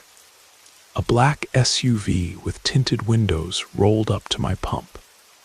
The driver's window slid down, revealing a young woman with tired eyes and a faint smile. She asked me to fill the tank, and I got to work, the nozzle hissing as the gas flowed. She stepped out of the car, stretching her legs, and said she was heading to the convenience store to grab some snacks for her kid in the back seat. "Can you keep an eye on him for me?" she asked, her voice soft but urgent. I nodded, thinking nothing of it. "Sure, no problem," I said. She smiled again, a little too long, a little too wide, and thanked me before heading toward the store.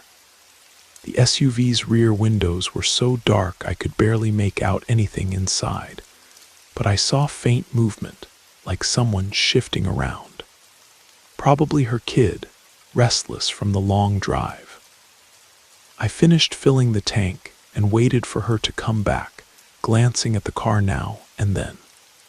The movement in the back continued, impatient, like the kid was fidgeting or maybe playing with something.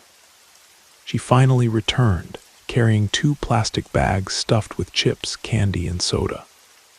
Her smile was still there, but it felt off. Too fixed, too intense, like she was trying to convince me of something. I forced a quick smile back, avoiding her gaze, my skin prickling with unease. She stopped by the car and asked, "Is my son still in there?" Her tone was casual, but it sent a shiver down my spine. "Yeah, he's there," I said, nodding toward the car. She pulled out her wallet, paid for the gas, and slipped me a $10 tip for watching her kid. I mumbled a thanks, still feeling that strange tension in the air. She climbed into the driver's seat, started the engine, and turned to the back, her voice syrupy sweet. "Look at all the goodies I got you, sweetie," she said, passing the bags to the back seat. I thought she'd drive off, but she paused and looked at me through the open window. "This is my son, Ethan," she said, her smile stretching wider. The rear window rolled down and I froze. There, strapped into the back seat, was a corpse, skeletal, barely held together, dressed in a faded hoodie and a baseball cap tilted low. It looked like it had once been a teenager, but now it was just bones and decayed cloth, staring blankly ahead. My heart stopped. I couldn't move, couldn't breathe. The world felt like it was closing in, the desert night suddenly too quiet.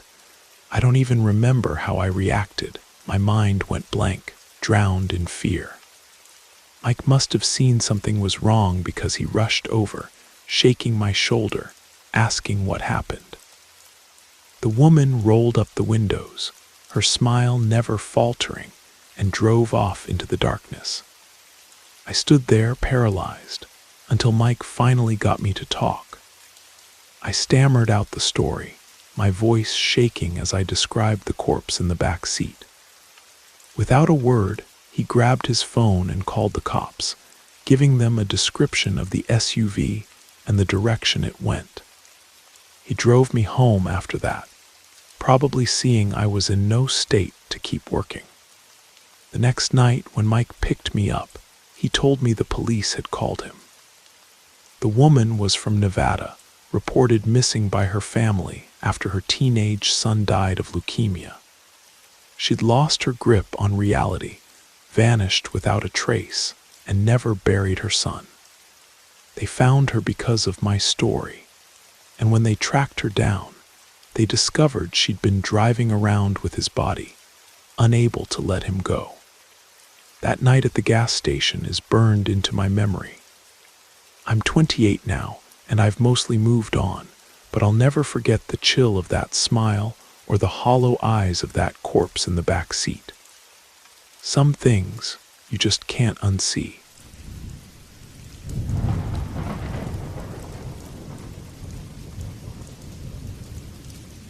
I'm Maria, a Mexican student who was studying abroad in California.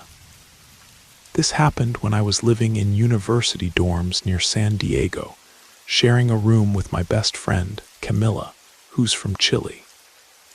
We were both 20, excited about life and eager for adventure. One Friday night, we decided to celebrate Camilla's birthday with a weekend trip to a beach resort in Santa Barbara, about a 3-hour drive away. We rented a car, packed our bags after our last class at 6, and hit the road by 8, buzzing with excitement. The highway stretched out under a starless sky, the kind that feels heavy and endless. About halfway to Santa Barbara, we both needed a bathroom break. I checked the GPS and found a gas station a few miles off the main road, tucked away in a desolate stretch of scrubland. It wasn't ideal, but it was the closest option. So we took the exit and followed the winding road to a lonely gas station, its flickering sign barely cutting through the dark. When we pulled up, the place was closed, the pumps dark and the convenience store shuttered. But the restrooms were outside, and to our relief, they were unlocked. The station felt abandoned, surrounded by nothing but dry brush and silence. We parked across the lot from the restrooms, grabbed our phones, and hurried over, eager to get in and out. We didn't take long, maybe 5 minutes. Camilla stepped out first, and I followed, wiping my hands on my jeans. I was looking down when I felt her grab my arm, stopping me cold. Her grip was tight, her breathing shallow. I looked up, and my heart dropped. Standing less than a yard from our car, shrouded in the shadows, was a figure. He was impossibly tall, over 7 feet, maybe more, his long arms hanging limply at his sides. His face was hidden in the darkness, but I could feel his eyes on us, unblinking, like a predator sizing up prey. We froze, our breaths caught in our throats. The figure didn't move, just stood there, silent and still, watching us. Camilla whispered, her voice trembling. "What do we do?"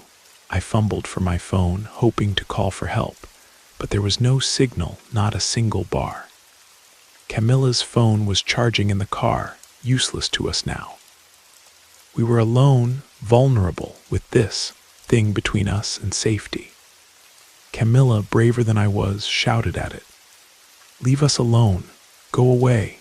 Her voice echoed in the empty lot, but the figure didn't flinch. It just tilted its head slowly, side to side, like it was studying us. My legs shook so hard I thought I'd collapse. I whispered to Camilla that we should run, find the main road, anything. But she pointed out we were too far off the highway, miles from help. She stayed in front of me, shielding me, her courage the only thing keeping me from breaking down completely. Time dragged on, every second stretching into eternity. My pulse pounded in my ears, my body screaming to flee, but we were trapped in this standoff. Then, out of nowhere, headlights swept across the lot. A car was pulling in, heading toward the restrooms. We waved frantically, desperate for help. The figure didn't move, didn't react. When we glanced at the approaching car, then back to where the figure stood, it was gone. Vanished like it had melted into the night. I broke down, sobbing uncontrollably, my body shaking as Camilla held me. The car parked, and an elderly couple stepped out. The woman, seeing my tears, rushed over, her voice gentle. "Are you girls okay?" Camilla explained everything, her voice steadier than mine could have been. The couple was stunned, saying they hadn't seen anyone else when they pulled in, just us, waving for help. We climbed into our car, hearts still racing, and drove off, glancing over our shoulders the whole way to Santa Barbara. We made it to the resort and had a good weekend, but that encounter haunted us. Back at the university, we told our friends, who spun all kinds of theories. Some said it was a ghost, others a drifter, or maybe something the government didn't want anyone to know about. Whatever it wasn't human. That much we're sure of. The highways of California hide things that don't belong in the light.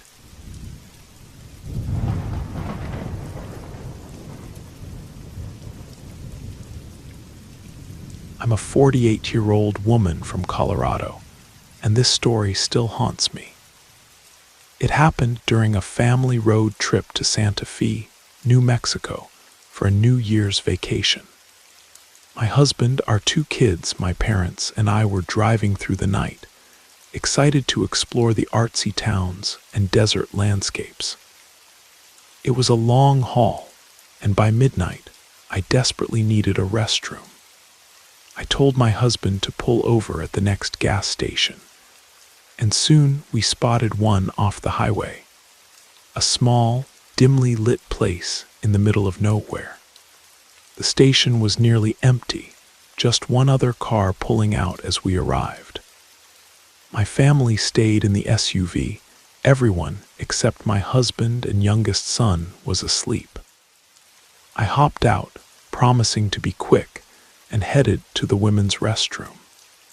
It was quiet, the only sound the faint buzz of the fluorescent lights overhead. I settled into a stall, eager to get back on the road. Then I heard the restroom door creak open, the hinges groaning like they hadn't been oiled in years. I didn't think much of it until I glanced under the stall and saw a pair of familiar shoes. My Astro turf-colored sneakers, just like the ones my mom was wearing that night, paired with khaki pants. My heart skipped a beat. "Mom," I called out, "I'm in here. Glad you decided to take a break. This drive's gonna take a while." No answer. I called again, "Mom, you okay?" Still nothing. That's when it got weird. I heard soft sobbing from the next stall, a sound I'd know anywhere, my mother's cry.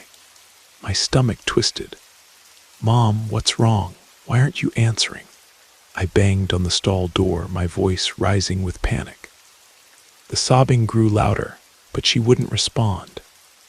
Then the restroom door creaked again.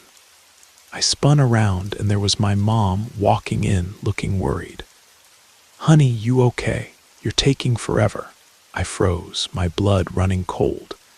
She grabbed my hands, her face creased with concern. I could barely speak, but I managed to stammer, You were just in there crying." I pointed to the stall. She frowned, confused, and I pushed open the stall door. It was empty. No one was there. My mind reeled. I dragged my mom out of the restroom, my heart pounding, and we ran to the car. Outside, away from the kids' ears, I told her what happened, her shoes, her pants, her sobbing. She swore no one else had been in the restroom, that she'd been in the car the whole time. She thought I was exhausted, maybe imagining things, but I knew what I'd heard. Those were her shoes, her voice. I couldn't shake it. We continued our trip, spending 5 days in Santa Fe, but I couldn't stop thinking about it. My husband listened when I told him, but he didn't know what to say. A week later, back home in Denver, I got a call that shattered my world. My dad, sobbing, told me my mom had died of a heart attack the night before. I was devastated, but one question gnawed at me.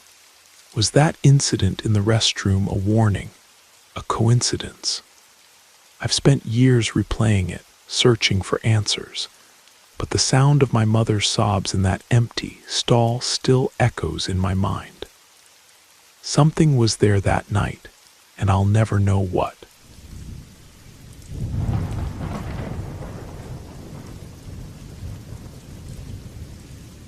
My name's Joe, and for 3 years, I worked the night shift as a cashier at a gas station off a lonely stretch of highway in Nevada. It was a quiet job, perfect for a night owl like me. The place was a pit stop for truckers and late-night travelers, but around 2 in the morning, it was usually dead. I'd seen my share of drunks and petty thieves, but nothing prepared me for what happened one chilly autumn night. I was behind the counter, balancing the register, waiting for my coworker Tom, who was always late. The station was empty, the only sounds the hum of the coolers and the distant rumble of a passing semi. Then the bell above the door jingled. I didn't see anyone at first, so I leaned over the counter. A girl, maybe 8 or 10 years old, stood there in a dirty pink dress, one shoe missing, her hair tangled and her eyes wide with fear. I was stunned. She looked lost, vulnerable, like she'd been through something awful. I glanced outside, expecting to see her parents or a car, but the lot was empty, no cars, no people, just the glow of the pumps. She shuffled toward me and asked in a small voice if I could help her get home. "I'm lost," she said, her eyes darting around like she expected something to jump out at her. "Hey, it's okay," I said, trying to sound calm. "How'd you get here? Where are your parents?" She just shrugged, shaking her head, looking more confused than ever. My gut told me something was wrong, but I didn't know what. I told her to wait by the door while I called 911. She nodded, standing there, clutching her dress. I headed to the phone behind the counter, but before I could pick it up, the bell jingled again. I spun around, thinking she'd run off, but it was Tom, strolling in with his usual grin. "Hey, Joe, what's good?" he said, oblivious. I pointed to the girl. "I'm calling 911. "That kid's lost." Tom frowned, looking around. "What kid?" I rushed to the door, my heart racing. She was gone. I checked the aisles, the corners of the store, nothing. "She was right here," I said, my voice cracking. Tom looked at me like I was crazy. "Man, I didn't see anyone when I came in." No one outside either. I was freaking out, but we had to get back to work as customers started trickling in. When the station emptied out again, we checked the security cameras. My stomach dropped as we watched the footage. The door opened on its own. I was talking to thin air, gesturing at nothing. Tom let out a nervous laugh, cursing under his breath. I felt sick, my mind struggling to process it. I'd seen her, spoken to her. She was real, wasn't she? The next morning, we told our manager. He watched the footage, his face pale, and told us to keep it quiet. He deleted the videos and warned Tom not to post the clip he'd recorded on his phone, threatening our jobs if it leaked. I didn't care about the video. I was too shaken, wondering if I'd seen a ghost, maybe a kid who died out there on the highway, still wandering, still lost. It took me months to wrap my head around it, and even now, I'm not sure what I believe. All I know is that girl was there, and then she was.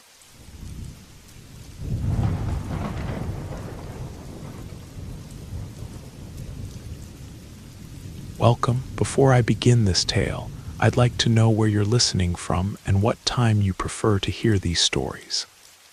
Leave me a comment. Without further ado, let's begin. My name is Lewis. I'm 28 years old, and at this moment, I find myself in a kind of limbo between reason and madness. It all started about a year ago during a solo trip I took to the mountains. I want to tell my story because somehow I feel that by sharing it, I'll find some peace. Or maybe, just maybe, an answer to what happened that day.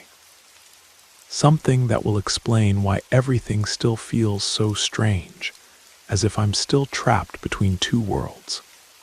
I decided to take a hiking trip to the mountains because I needed to clear my mind.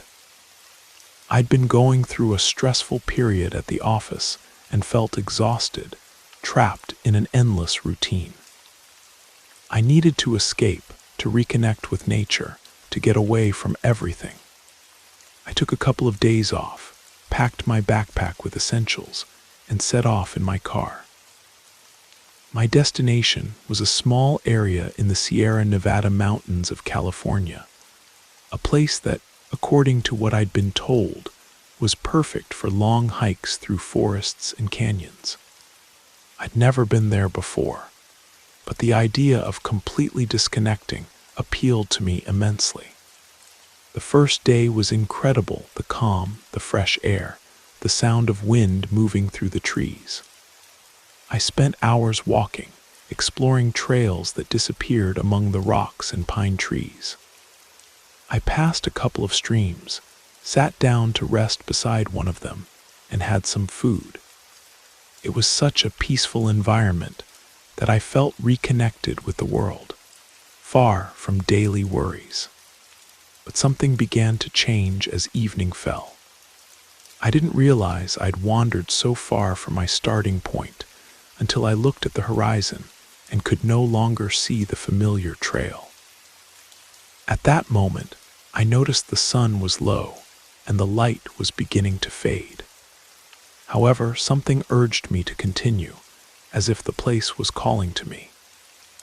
I decided to keep going, convinced that I'd soon find my way back. But each step took me further from the main route, and the sensation of being watched began to grow. It wasn't fear I felt, but something strange, something unsettling, as if the air around me was charged with a presence. In every corner of the forest, there seemed to be something, someone.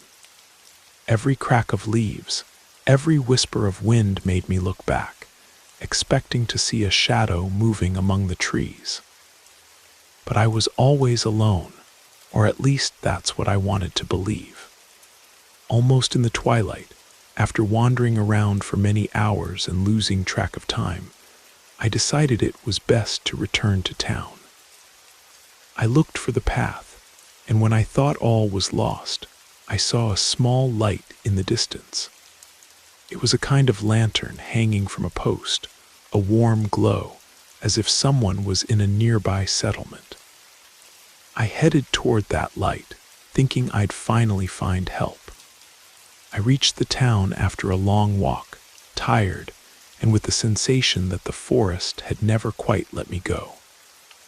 It wasn't a large town, but a small community almost lost in the mountains. The houses were very far apart from each other. Most of the dirt roads seemed abandoned. At first, I wasn't too worried, because I saw an elderly woman outside one of the houses, sitting in a rocking chair, swaying slowly. I approached her, hoping she could give me directions on how to get back to the main highway. "Good evening, ma'am. Could you tell me the way to the highway?" I asked, trying to sound polite, but with a voice broken by exhaustion. The woman looked at me steadily, without saying a word. Her face was wrinkled, like those elderly people who have seen more than most could imagine.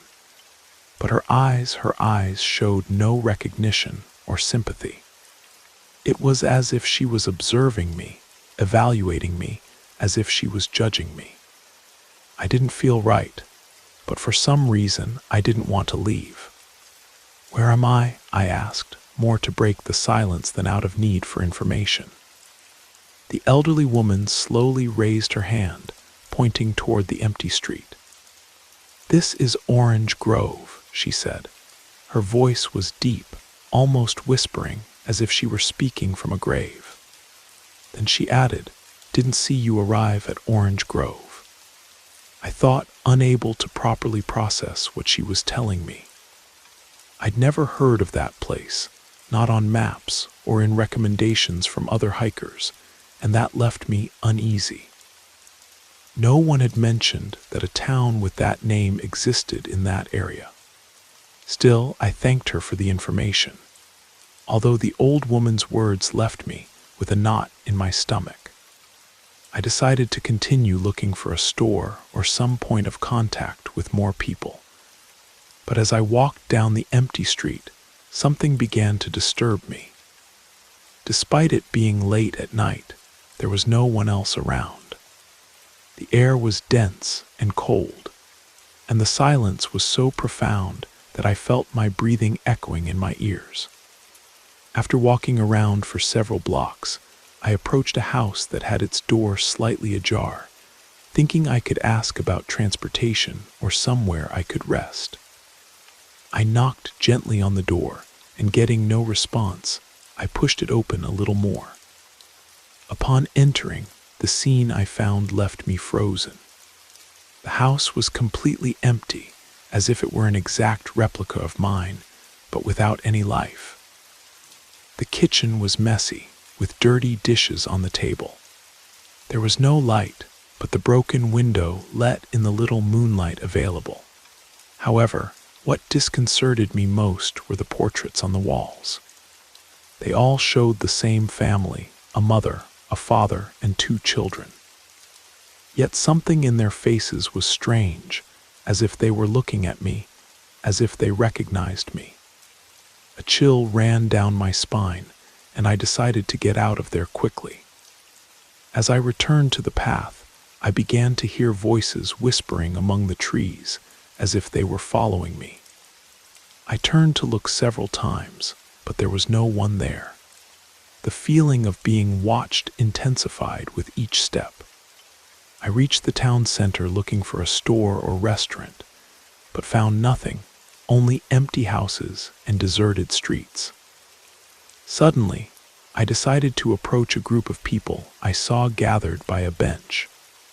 They were 3 men sitting in silence, but when I approached, they fell into absolute silence and looked at me as if they'd never seen me before. None of them greeted me or responded to me. One of them slowly stood up and stared at me as if trying to remember something. But in the end, he simply turned around and walked away. I went to the town store, which was closed, although the light was still on inside.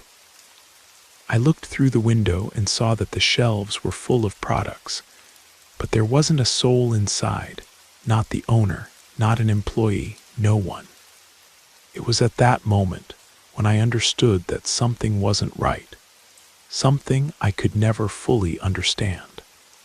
When I returned to the highway, hoping to get out of there and return to my car, I saw that the path I'd taken wasn't the same. The signs had disappeared.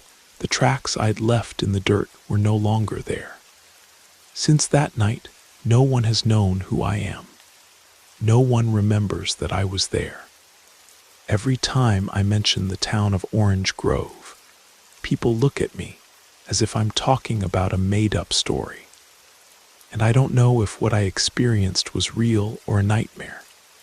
But now, every time I go out to the mountains or approach a place I don't know, I feel like the eyes of that town are watching me from the shadows, waiting for me to return. Maybe I simply never left. I've tried to rationalize everything that happened that day, but I can't find a logical answer. No matter how much I try to remember every detail, the feeling that something doesn't fit continues to haunt me. Sometimes I think I'm losing my mind, that the solitude of the mountains played a cruel trick on me. But I can't ignore what I saw, what I felt. It wasn't simple confusion or a mental stress episode.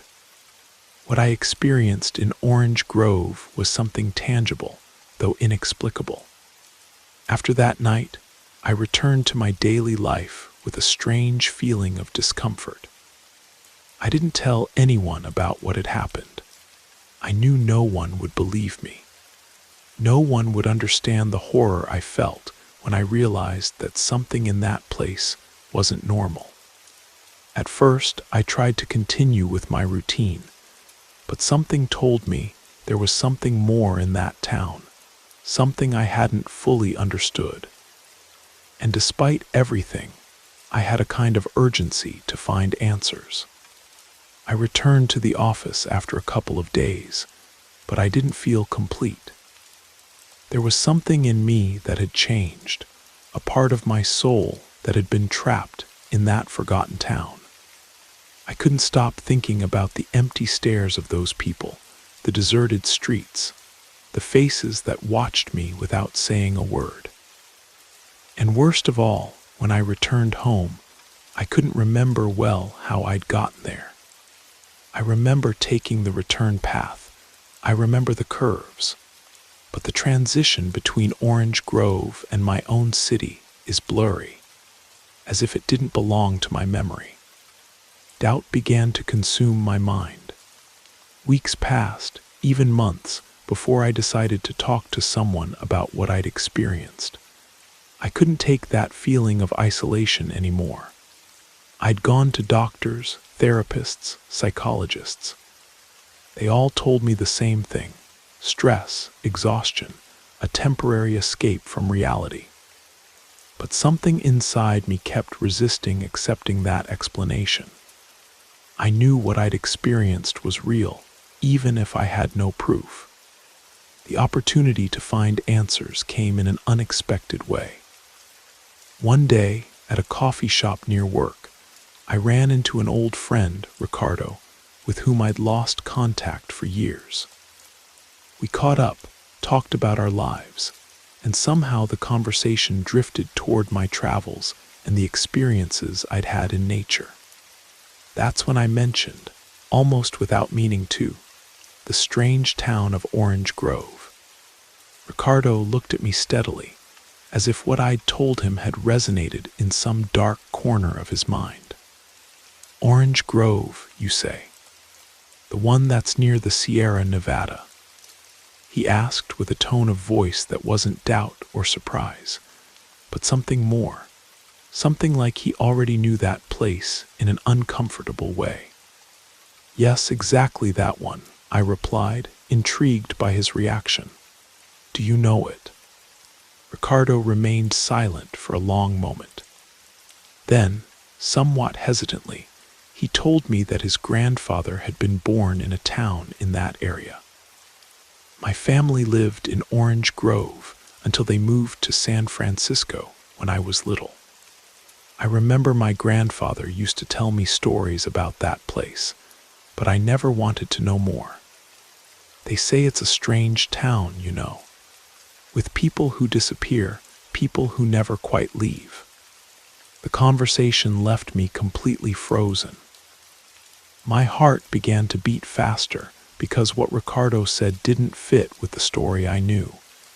But at the same time, it connected with what I'd experienced. He didn't know anything about my experience, but somehow his words confirmed something in me, as if I'd been waiting to hear something like that. What kind of stories? I asked, though my voice barely came out of my lips, as if I didn't want to hear what I knew he might tell me. Ricardo leaned back in his chair, looking toward the window, as if he wanted to avoid my gaze. My grandfather talked a lot about the disappeared of the town, but not in the way people disappear anywhere else.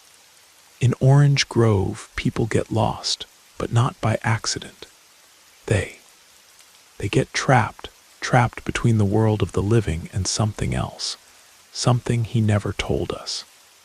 He said you couldn't stay there too long or you'd never leave the same. And what happens to you, Louis, that you can't remember how you got to your house or how you left the town? It's like time vanishes there, like you can't take with you everything you experience. Some of those who left there never were the same again. Sometimes they even forgot their own names. I listened in silence, unable to process everything he was telling me. The uneasiness of knowing I wasn't crazy, that something real was happening, made a weight fall on my shoulders. I wanted to understand it, but I was terrified of the possibility that everything I'd experienced wasn't just a fantasy created by my mind, but that somehow I'd become part of a bigger, more sinister story. That night I couldn't sleep. I thought about what Ricardo had told me about his grandfather's words, and something inside me urged me to investigate more about Orange Grove. I searched the internet, asked acquaintances, but found nothing. There were no mentions of the town anywhere. There were no historical records or news. Only a few scattered comments on forums talking about unexplained disappearances in the vicinity. People who traveled to that area and never returned complete, as if something had claimed them. The next day I made a decision. I had to return to the place, even though the idea terrified me. I wanted to confront what I'd experienced, somehow find an explanation or even a way to close that chapter. I prepared my things, but this time I wouldn't go alone. I called Ricardo and asked him to come with me. Reluctantly, he agreed, but something in his voice told me he also had something he feared returning to. When we arrived in the Sierra Nevada region, we entered the mountains. The landscape hadn't changed, but there was something different in the air, something heavy, as if time were distorted. We drove for hours until we reached a more remote area, where the roads became narrower and narrower, until we reached a point where there simply was no more road. I couldn't find the entrance to the town.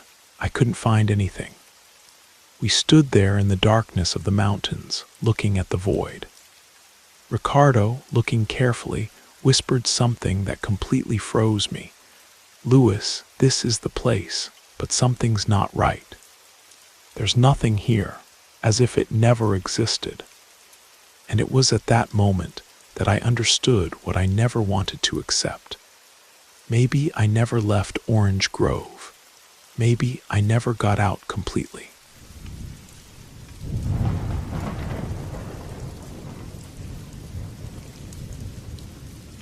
My name is Rogelio. I'm 38 years old, and I've always been a city man. I worked in a gray office, in a cubicle with white walls and fluorescent lights that never stopped flickering. I'd always felt trapped in that environment where the noise, people, and traffic gave no respite. So one day, fed up with the routine, and with an exhaustion I couldn't shake off, I made a radical decision. Leave everything behind and move to a small rural town in the mountains. I was looking for peace, a place where I could reconnect with myself and escape the constant pressure of urban life. The town I arrived at is called Pine Ridge, a place so remote that it didn't even appear on the most modern maps. The local people lived quietly, without hurry, and although they seemed welcoming, there was something in their gaze that left me uneasy from the first moment.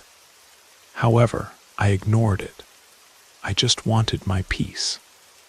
My new house was an old wooden construction, weathered by time, with a red tile roof and a chimney that seemed taken from an old movie. It was located on the outskirts of town, on a large plot surrounded by tall, thick trees. The fresh mountain air was like a balm for my lungs, and the solitude, although it took some getting used to at first, soon became my greatest ally. It didn't take me long to adapt to the town's rhythm. I spent the first days walking around the surroundings, exploring my property's terrain and discovering hidden corners. But as the weeks passed, I began to notice something strange was happening. The neighbors, despite being friendly, avoided talking about the house I'd moved into. Every time I asked them about it, they responded with evasions, something that began to seem odd to me. One afternoon, I decided to visit Mrs. Margaret, the oldest woman in town, known for her prodigious memory and for being in charge of telling the local stories. She lived in an adobe house covered with vines that gave it a mysterious air. She received me with a kind smile, but her gaze hardened when I mentioned the house I was living in. "Ah, that house," she said while offering me a cup of hot tea. "No one has told you anything, have they? No one has told you about the family that lived there before you."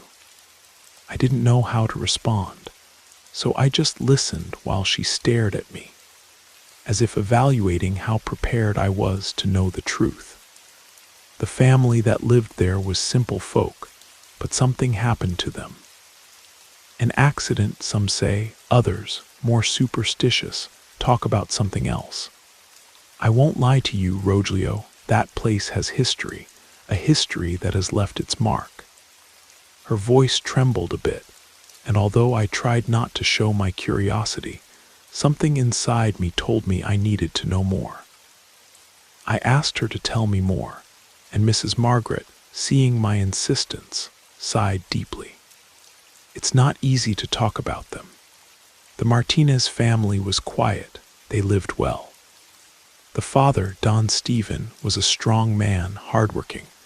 The mother, Carmen, was sweet, kind. They had 2 children, a boy and a girl, who always played in the fields.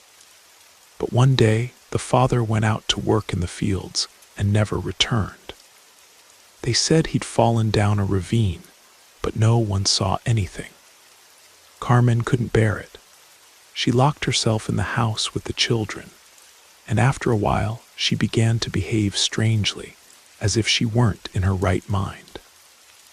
The girl, who was called Aurora, was sometimes seen running through the forest, as if playing with someone invisible. The boy, Albert, began talking to himself, murmuring strange things that made no sense. The woman never came out of the house again, and when someone approached, she said her husband was coming back. Months passed, and one day someone saw a figure in the window. It was Carmen, but she didn't look like before. She was pale, almost translucent. That same night, the house caught fire. The firefighters arrived late, and when they managed to put out the fire, they found everything charred, but they found no trace of the bodies. Some say Carmen's spirit still roams that place, looking for her husband. But the truth, son, is that no one knows what really happened. I was speechless. How could this be possible? Everything in that story seemed taken from a horror novel, but there was something in the way Mrs. Margaret told it that chilled my blood. Maybe it was the serious, sad look she had, as if she were remembering something she'd prefer to have forgotten. Days passed, and my curiosity wouldn't leave me alone. Every corner of the house, every creaking piece of wood, every shadow that seemed to hide something made me think of the Martinez family. I began to notice small, strange details. A lamp that swayed by itself, without any explanation. The sound of footsteps on the upper floor when no one was there. A door that closed by itself. At first, I ignored it, thinking they were just coincidences, but gradually they became more frequent. One night, while trying to sleep, I clearly heard the sound of a girl laughing in the backyard. At first, I thought it was my imagination, but then the sound became closer, as if it were right outside the window. I got up quickly and went out to the garden, but there was no one there, only the wind blowing through the trees and a thick fog beginning to cover the ground. I felt a chill that wasn't physical, but emotional, as if something were watching me. I returned to the house, closed the window, and got into bed, but something wouldn't let me rest. I decided to investigate more about the Martinez family.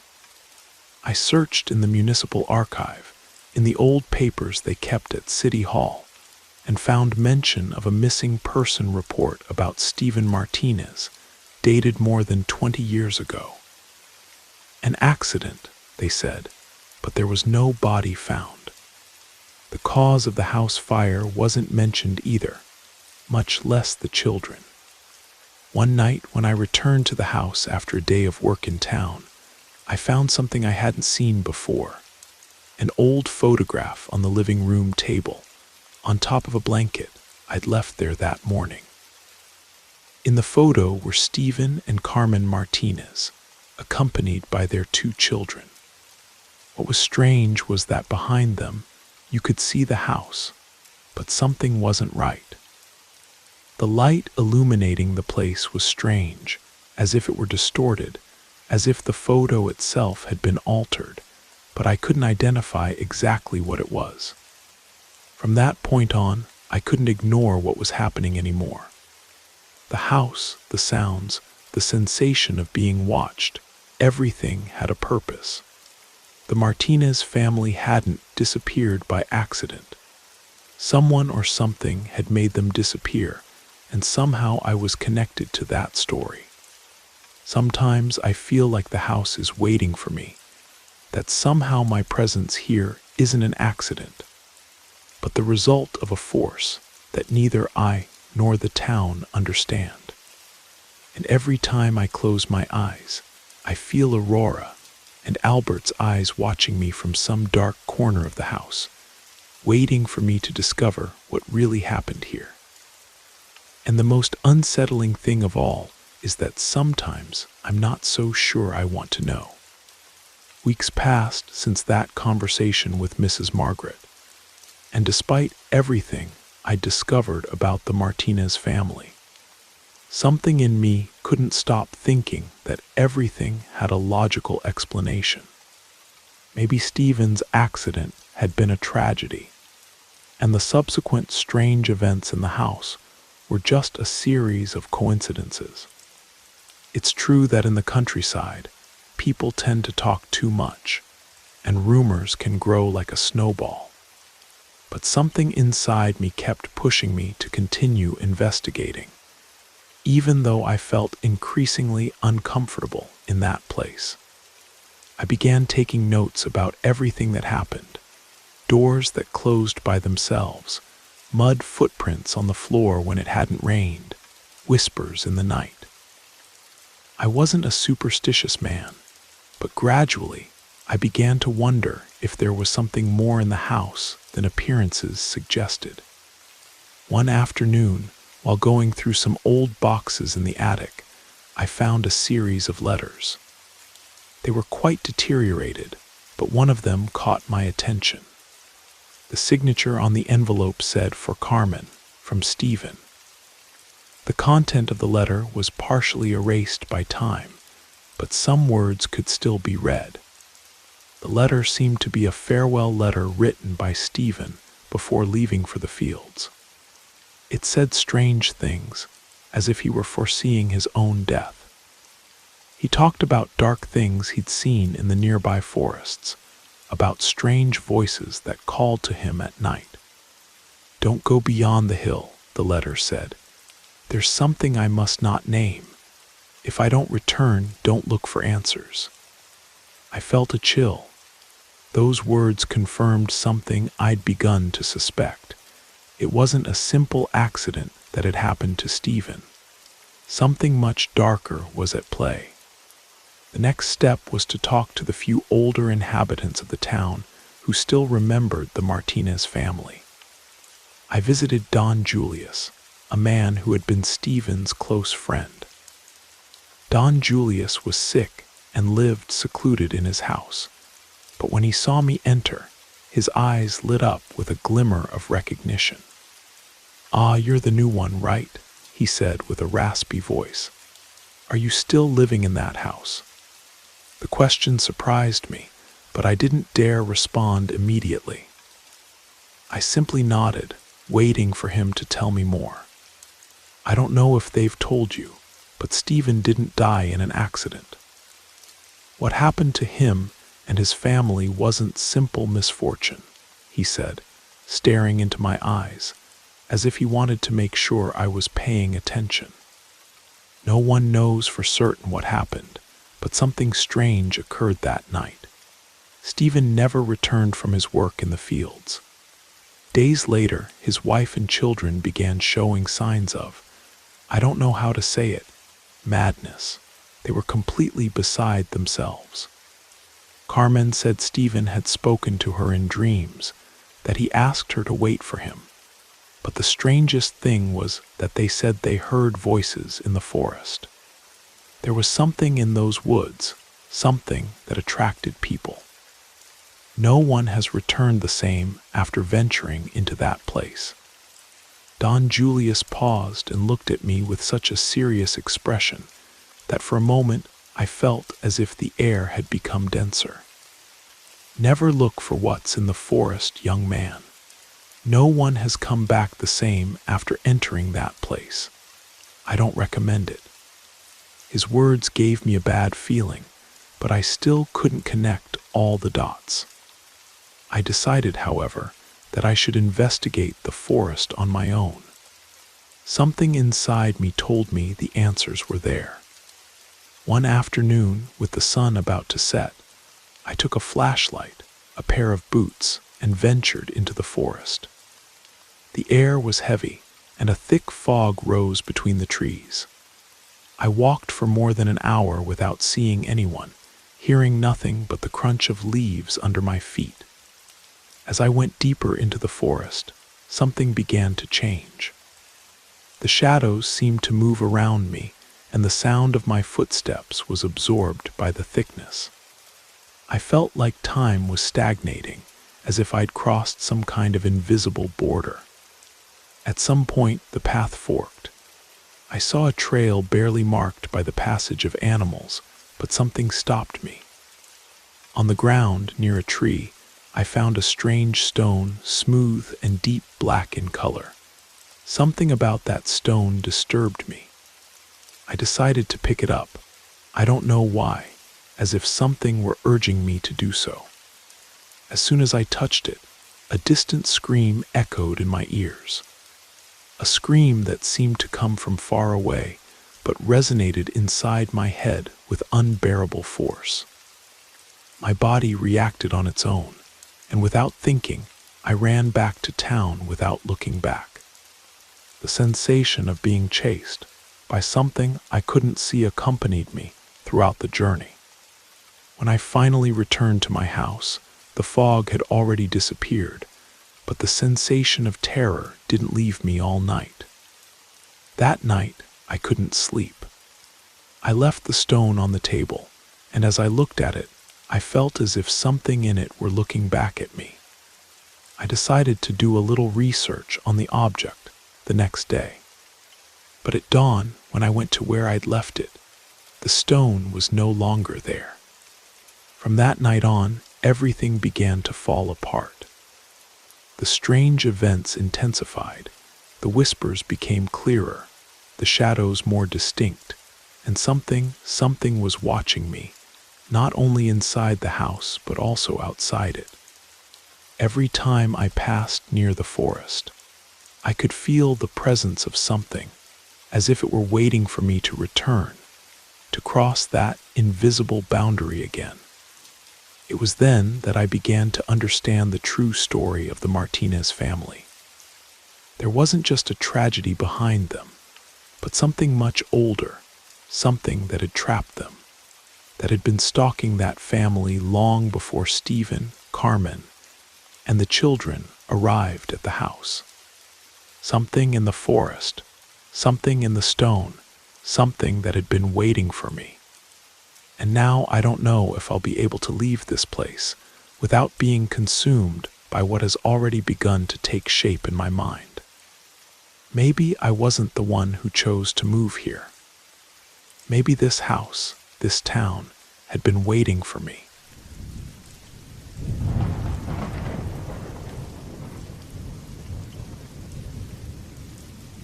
My name is Clara, and I've been living in Chicago for more than 10 years. I left my hometown, Millbrook, when I finished high school, looking for a better future in the big city. However, The news that my mother had fallen gravely ill forced me to return. It wasn't easy to make the decision. My life, though simple, was well established in the city, but the bond with my mother was stronger than anything else. The day I arrived in town, an unusual cold enveloped me. It was a gray afternoon, as if the sky were also in mourning for what I was going to find. Millbrook had changed a lot since the last time I'd been there. The houses that were once colorful now looked faded, and the trees that surrounded the central square, once lush, now appeared withered and covered by a grayish dust. The streets that used to be full of children playing and adults chatting were now deserted. Even Mr. Pete's little store, where I used to buy candy as a child, seemed permanently closed. I walked the same streets I used to travel when I was young, but something seemed strange to me, as if the town had forgotten its soul. My mother lived in a small house on the outskirts of town, a place that had been hers for more than 30 years. When I arrived, I found her lying in her bed, pale and thin, almost unrecognizable. The wrinkles on her face had deepened, and her gaze, though still loving, seemed lost, as if it had been absorbed by an invisible darkness. Despite her body no longer responding as before, her mind remained intact. She talked about her youth, about family, about friends, and in one way or another, she always mentioned the same people we'd known when I was a child. "Clara," she told me one day while caressing my hand, "there's something strange in the air of this town. I don't want you to get involved in that, but be careful with those who aren't here." They knew what was happening. Her words were confusing, but I felt a chill running through me. I didn't understand what she meant, but something told me I shouldn't ignore it. As the days passed, I realized that many of my old friends weren't anywhere to be found. I tried to locate Anna, my best childhood friend, but her parents' house was empty with a "for sale" sign on the door. The same thing happened with the Rodriguez brothers, who lived right on the corner of the square. Their house also seemed uninhabited, with dirty windows and withered plants. I called the Rodriguez family's phone number, but no one answered. The feeling of emptiness in the town was palpable, and as night fell, an oppressive silence took over everything. I decided to go to the old square, the place where I spent my childhood afternoons. There, everything seemed different. The fountain no longer worked, and the wooden benches that used to be the meeting point for the town's ladies were now broken and abandoned. While walking through the square, something caught my attention, a figure approaching from the darkest street. It was a man with long hair, dressed in simple clothes, and his face, though familiar, seemed strange to me. At first, I thought it was one of my mother's old friends, but when he approached, I realized his eyes showed no emotion, as if he didn't recognize me at all. He passed by me without saying a word, and although I couldn't see him clearly due to the twilight, I felt something wasn't right. The next day, I decided to visit the town church, a place that had been my refuge for years. Although the door was closed, I saw a man inside. He wasn't the priest, but he wore black with a cassock I didn't recognize. I approached and asked if I could enter, but his response was as sharp as it was unexpected. "The church is closed," he told me in a grave voice. "It's no place for people who no longer belong to this place." I couldn't help but feel unease in my chest, as if his words hid something deeper, something I didn't want to understand, something dark. I returned home, and that night, while my mother slept, I sat down to look out the window. The moonlight dimly illuminated the path to the town center, but I could see a figure moving slowly through the streets. I watched it carefully, and although it was far away, its posture seemed familiar to me. I decided to follow it, hoping to find some answer to everything that was happening. Following the path, I arrived at a place I'd never been before, a small alley that didn't appear on the town map. At the end of the passage stood an old house with whitewashed walls and broken windows. It wasn't just any house. It was covered with plants and overgrown herbs, as if it had been abandoned for years. Something told me I should find the answer there. I knocked on the door, and after a few minutes it opened slowly. In front of me, a tall, thin man with a pale face looked at me steadily. I couldn't help but feel that I knew him, but I couldn't remember from where. "What are you looking for here?"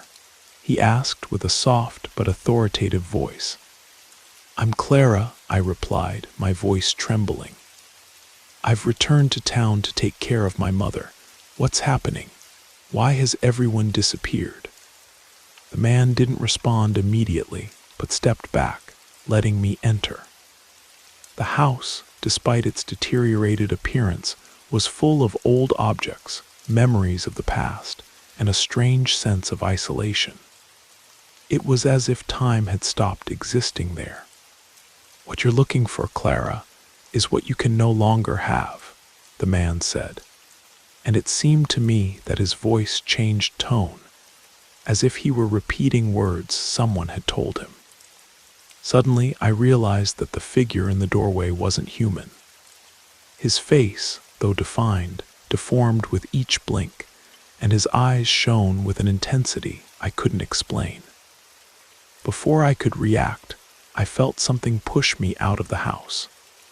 I fell to the ground, and when I looked back, I saw the door close with a crash, leaving behind absolute silence. The next day, the feeling of unease was unbearable. I decided to talk to the few inhabitants left in the town, but no one seemed willing to give me clear answers. My mother, though weakened, insisted I should leave the town, that something very dark was brewing there. I knew it then. The town had changed, yes, but not just in its appearance. Something deeper, something more sinister had invaded its streets. The people, those who remained, were no longer who I knew. Some were too quiet, others avoided eye contact. There was something strange in the air, as if an unresolved mystery were waiting to be discovered. And I, alone and terrified, found myself trapped in a truth I could never understand. Days passed, and the tension in the town became unbearable. Every morning when I went to the market to buy supplies for my mother, I noticed how the few remaining inhabitants observed me with strange caution. No one greeted me with the same warmth as before, nor did the usual vendors offer me a smile. The feeling of being a stranger in a place that had once been my home wouldn't leave me. Even the elderly people, those who used to chat on the square benches, now remained silent with their gaze fixed on the ground, as if they were trying hard not to see what was happening. One afternoon, I decided to go to the market to look for medicine my mother needed. Mr. Pete's store was closed, and in its place, there was a new store that sold all kinds of items, but it didn't seem like a place that fit with the town. The walls were painted an intense green, and the storefront was full of imported products. It wasn't what I remembered. I entered hoping to find what I needed, but upon entering, the feeling of discomfort intensified. At the back, behind the counter, was a young, thin man with a disturbing gaze. He wasn't familiar to me, though I had the impression I'd seen him somewhere before. "What can I help you with?" he asked without really looking at me, as if his eyes were fixed on some point beyond me. "I need medicine for my mother, something for pain," I replied, trying to remain calm. The man nodded slowly and without saying more, began looking for something on the shelves. He didn't talk much, but every movement of his seemed calculated, almost mechanical. While I observed him, I noticed that the store, despite appearing modern, was strangely empty.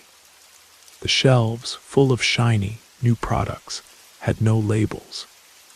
Everything seemed out of place, as if someone had tried to simulate a store without really knowing how.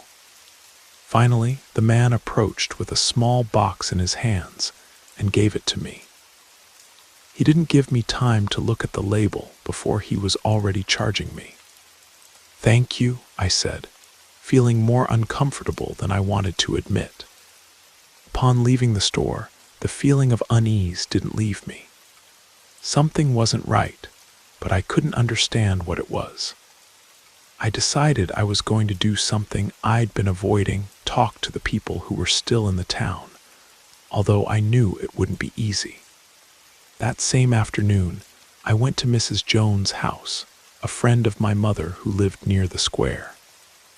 When I was little, we used to visit her almost every week. She had a beautiful garden and always had stories about the town's past. I thought maybe she could give me some explanation, although I was beginning to suspect that what was happening was much more complex than I imagined. When I arrived, I noticed that the house also seemed more disorganized than normal. The garden flowers were no longer there, and the air smelled of humidity. I knocked on the door, but no one answered. I insisted several times, but there was no response. A chill ran down my spine, but I tried not to let paranoia carry me away. I thought about returning another day, but something urged me to take one last look inside through the window. What I saw froze my blood. In the living room, I saw a thin figure, almost invisible in the penumbra, moving strangely, as if it were floating rather than walking. My first instinct was to run in screaming, but at that moment, the figure stopped and looked at me directly. Its face was familiar, but at the same time completely strange. I recognized Mrs. Joan, but her eyes were empty, lifeless. Suddenly, fear paralyzed me. I didn't understand what was happening, but everything in my being told me I should leave there as soon as possible. I stepped back and ran toward the street, without looking back until I reached my house. I no longer wanted to know more. I wanted to return to the city and forget all of this. When I arrived at the house, my mother was waiting for me in bed. She saw me so agitated and asked what had happened, but I couldn't answer. I was shaking and out of breath. I didn't know if everything I'd seen had been real or if my mind was playing a cruel trick on me. However, something inside me told me I couldn't keep ignoring what was happening. That night, my mother asked me to accompany her to the backyard. In her eyes was a mixture of sadness and fear I'd never seen before. "Clara, you have to understand something," she told me in a low voice, as if she feared someone might hear us. "This town is cursed. Those who stay here are no longer the same. I feel it too. I've lived here all my life, and I've seen things I can't explain. People start disappearing, and the worst part is they don't even realize it. It's as if the town were absorbing them." I didn't know how to respond. I was convinced something much bigger and darker than I'd imagined was happening. My mother didn't usually talk like this, but something in her tone of voice made me feel that everything I'd experienced up to that moment was just the tip of the iceberg. I decided that the next day I would go talk to the mayor, the last important resident of the town who was still there. I had to get answers. The problem was that I knew he wouldn't give them to me so easily. No one was willing to talk openly about what was happening. Everyone avoided talking about the disappeared, as if something had gagged them. The next morning, I went to City Hall, a small building with peeling walls that had been the town's meeting center. Upon entering, the secretary looked at me with surprise, as if he didn't expect to see anyone. I knew that most of the people who worked there had left years ago, but he remained at his post, the same man who had always been the town's official voice. "Can I help you?"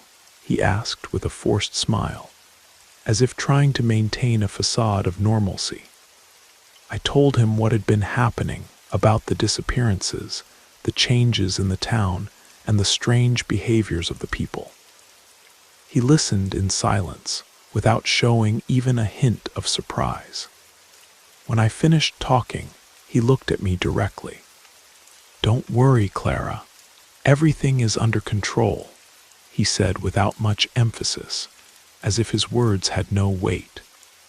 I felt frustrated, but something in his eyes, that coldness he couldn't hide, told me I couldn't trust him. There was something behind that calm response, something he didn't want to admit.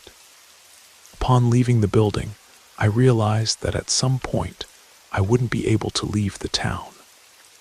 There was something here that tied me, something that not even my mother could understand. I could feel it in the air, in the gaze of the few remaining inhabitants. Something had changed, and it wasn't just the town, it was the very fabric of life that kept it standing. I couldn't leave it behind, not even if I wanted to. Something had trapped me there, just as it had trapped the others who remained, and now I was part of whatever was happening in Millbrook.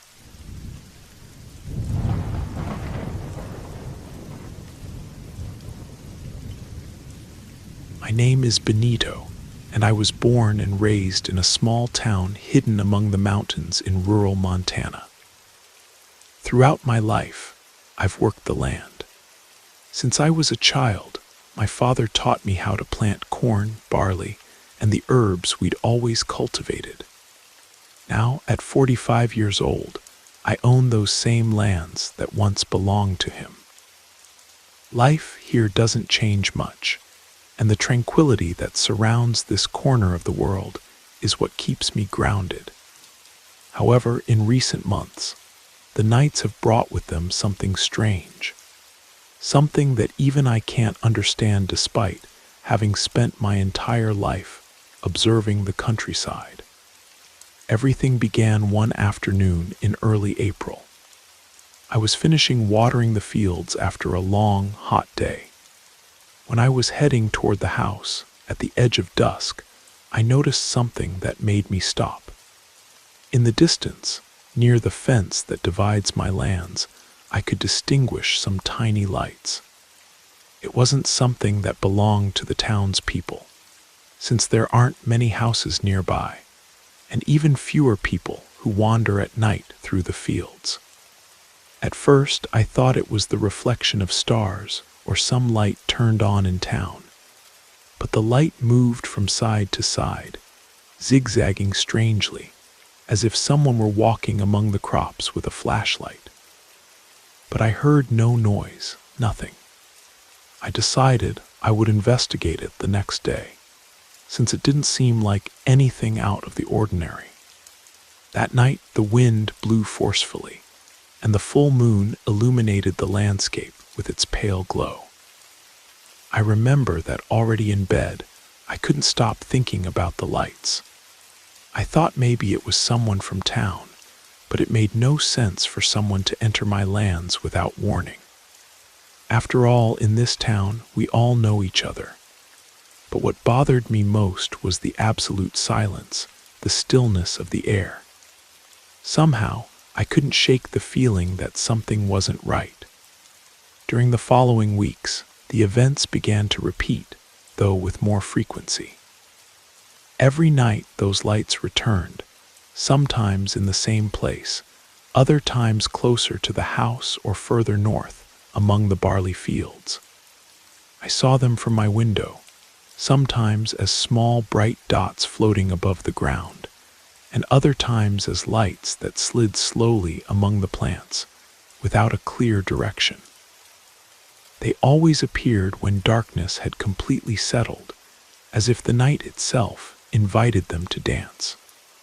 It wasn't an illusion, I swear. On several occasions, I tried to go out to look for them, but when I arrived, there was nothing there, only the wind moving the tree branches and the distant sound of nocturnal birds. One morning, after several nights of these strange events, I decided to inspect the fields closely. I was sure there was nothing out of the ordinary, but I wanted to rule out any absurd idea that might be wandering around my head. I walked through the plots, checking every corner, but what I found made me feel a knot in my stomach. Along the furrows, where before there was only well-tilled soil, there were now footprints I didn't recognize. They weren't from animals or people. They were deep, as if something heavy had passed through there, but there were no mud signs, as if the prints had been made in dry earth. They were scattered as if something or someone had walked among the crop rows without leaving a trace. I walked a few more meters, and the footprints continued, crossing the field toward the forest that borders the northern part of my property. At first, I thought it could be a large animal, maybe a mountain lion or a deer, but the size of the prints made me doubt. Moreover, I saw no indication of hair or bite marks on the plants, which seemed strange to me. That same night, I decided to wait. I didn't know what I expected to find exactly, but something in me told me I should be there. I armed myself with patience and settled into a chair near the window, with my gaze fixed on the field. I no longer felt fear. I no longer cared if it was a spirit, a strange animal, or something I didn't understand. What I wanted was answers, and the answers came, though not as I expected. At 3 a.m, I saw the lights again. They were closer than ever, moving along the barley. At first, I thought they were fireflies, but when I observed more closely, I realized they weren't. The lights didn't blink like those of insects, but remained fixed, floating a few centimeters above the ground. I began walking toward the door with my heart racing, determined to discover what was happening. When I went out to the field, the air was charged with profound silence. There wasn't a single sound, not the song of crickets, not the wind among the branches. All I could hear was my breathing.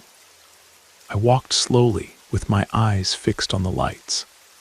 I knew I couldn't stop observing them, that I had to get closer.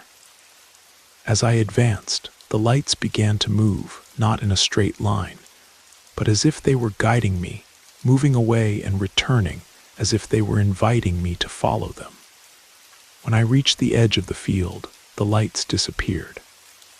In their place, I found something else, a mark in the earth. It was a perfect circle about 6 feet in diameter, and inside it, the ground was completely dry, as if the earth itself had absorbed all the heat of the sun for days.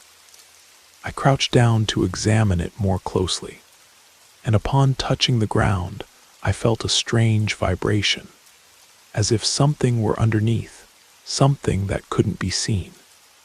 When I returned to town the next day, I tried to tell some of the old-timers, but most of them looked at me as if I were crazy. No one believed what I was saying. Some said they were old folk stories, that the mind sometimes plays tricks with fatigue. Others told me the lights could just be reflections from the town's streetlights, but I knew what I'd seen. I knew it wasn't something normal. The worst came later. That same night when I returned home, I discovered that the corn crops were completely destroyed in one part of the field. It hadn't been an animal, nor the wind. Something or someone had passed through there, devastating everything. The footprints I found didn't match any known being. They were too large for an animal and too strange for a human being. Some marks that couldn't be ignored. Since then, the town's tranquility was broken. No one talked about the matter anymore, and as time passed, the crops were losing their shape, as if the earth itself no longer wanted them. No one in town dared to approach my lands, and many began making up stories, murmuring among themselves about curses, old ghosts from the war, or dark secrets hidden in the earth. I, for my part, limited myself to continuing to work, observing the strange footprints that appeared every night and the lights that kept dancing on the horizon. No one believed me, and the town continued ignoring what was happening, as if they were waiting for it to be just a bad dream that would disappear at dawn. Today, years later, I'm still here, with the fields now without crops. The land no longer belongs to me as it did before, and the lights still keep coming. I know because I see them every night from my window. What most troubled me, despite the events not ceasing, was the attitude of the townspeople. No one seemed interested in what was happening on my lands. Everyone continued with their daily lives, their markets, their conversations in the square, as if what was happening were something alien to them. I talked to the closest ones, those who used to work with me in the field, but they responded with nervous laughter and bewildered looks. "You've gotten old, Benito. That's a thing of age," Don Everett, the town's eldest, told me while stroking his gray beard. "Sometimes minds play tricks on us." But it wasn't tricks. What I saw, what I felt, couldn't be confused with simple imagination. I remember the detail of the dry circle in the earth, that circle that had never been there before. No matter how much I tried to explain it, people didn't understand, and that left me more alone with my thoughts. Over the following days, something else began to happen. The footprints appeared more often, not only in the cornfield, but also on the roads leading to the nearby hills, always at night. They weren't footprints belonging to a common animal of the region, not even to a human being. They were larger, as if something that walked on four legs, but with a disproportionate size, as if something that couldn't exist in reality were crossing my lands. I decided to do what I'd never done, spend the night outside the house to closely follow those events. One windy night, when the moon was covered by clouds, I set up a small tent near the border of my land, at the edge of the field where I'd found the circles. I didn't want to give up without knowing what was happening. And although my intuition told me something strange was happening, I couldn't simply stand by with my arms crossed. I spent the first hours in total silence, with my eyes fixed on the darkness. Every creak in the air made me jump, but time passed and I saw nothing out of the ordinary. However, something told me I had to keep waiting. I was there for something I needed to discover, even if I had no idea what it was. It was around midnight when the lights appeared again, much closer than other times. They floated in the distance as always, and although at first I thought they could be fireflies, I soon realized they weren't. These lights didn't blink or disperse.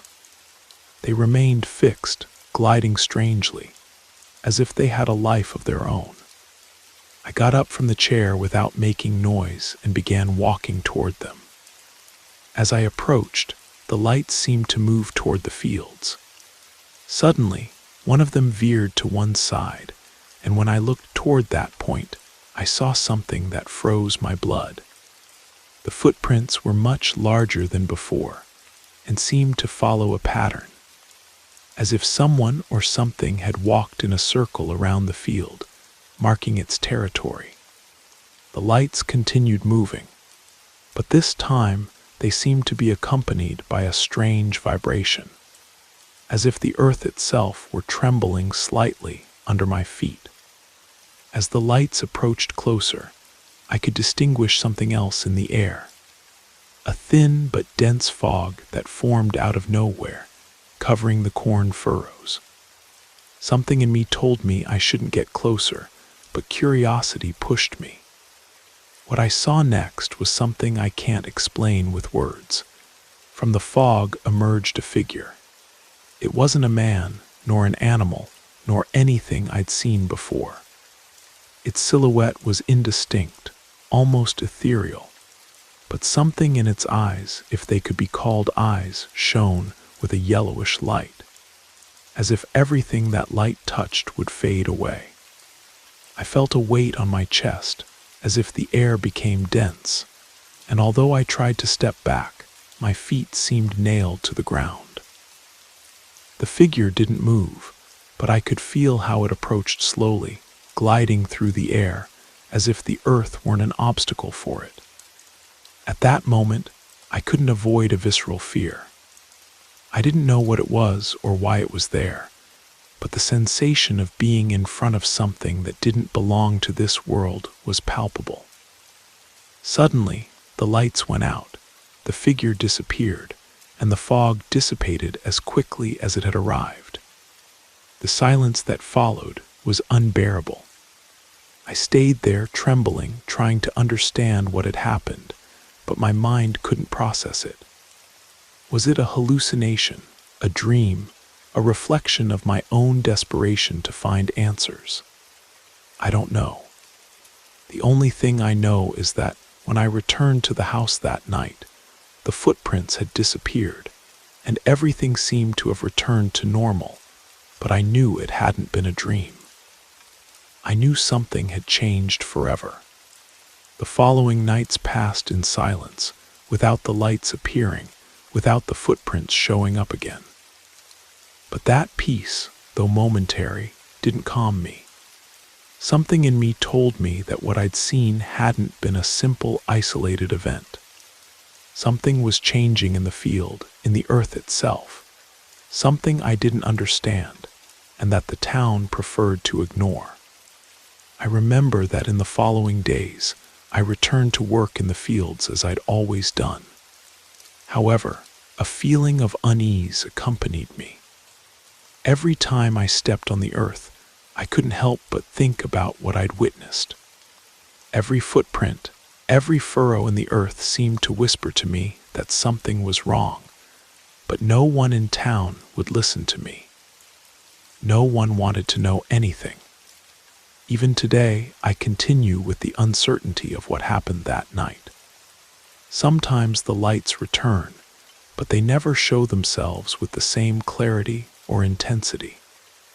However, the footprints keep appearing, and although they no longer surprise me, they fill me with strange melancholy.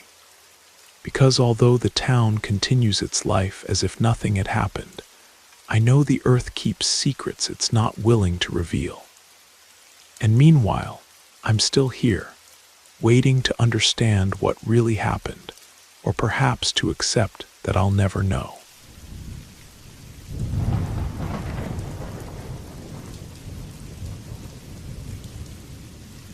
My name is Carlos Ortega, and the reason I'm telling you this is because a few months ago, I found myself involved in an experience I'll never forget.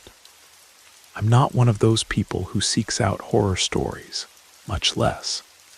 But what happened to me in that remote town in the mountains, near the foothills of the Cascade Range in Washington, completely changed my view of things.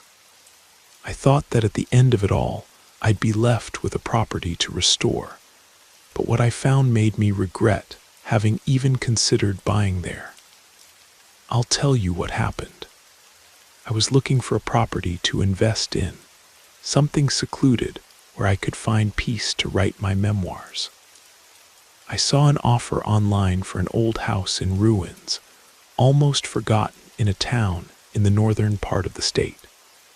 The price was tempting, and although the house was in a deplorable state, I thought it would be the perfect place to start over. The listing mentioned that the town was small, little trafficked, but that the people were friendly, or at least that's what the seller said. The trip was long, more than 12 hours from Seattle, crossing mountain roads surrounded by dense forests of pines and undergrowth. What surprised me from the beginning was the total absence of signs of life along the way. There wasn't a single store, not a rest stop, not even a freight truck. Only the sound of trees moving in the wind and occasionally some bird flying among the forest shadows.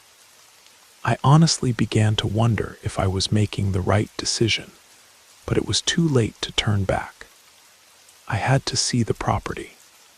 Upon arriving, the town presented itself as a place stopped in time. The adobe houses with gabled roofs seemed to have withstood more than a century of rain and scorching sun. What caught my attention most was the quietness that filled the air. No one was on the streets, and the house windows, though some were broken or dusty, remained closed.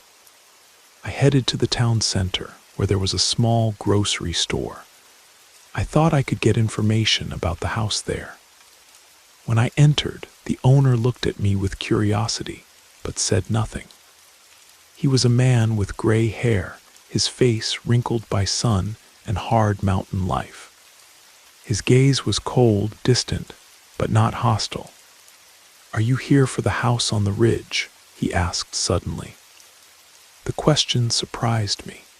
I hadn't mentioned my purpose to anyone, and for a moment I wondered if he already knew about my arrival. I nodded, and he made a gesture like resignation. "It's better you know what you're going to find. Not all outsiders have managed to stay here very long." My stomach twisted, but I tried to remain calm. "I don't understand," I said. "I just want to see the property and maybe buy it, restore it, nothing more." The man sighed deeply and then told me in a low tone, "If you're going to keep it, you'd better do it quickly. Those who have come before haven't left in very good shape. Few people know it, but that house has history, a history that has left its mark on the town's people. They've changed after living near it." I couldn't help but feel a chill hearing his words, but I tried to dismiss their importance.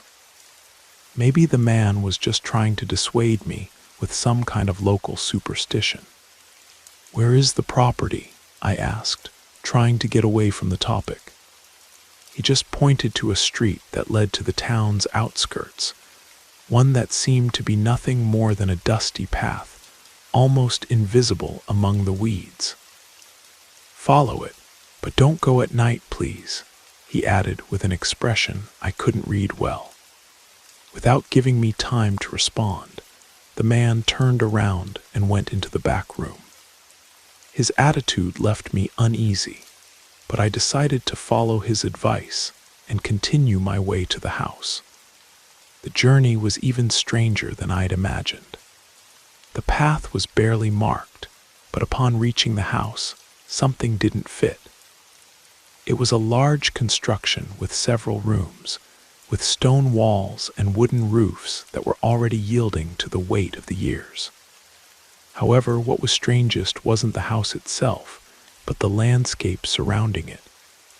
Absolute silence, without animal sounds.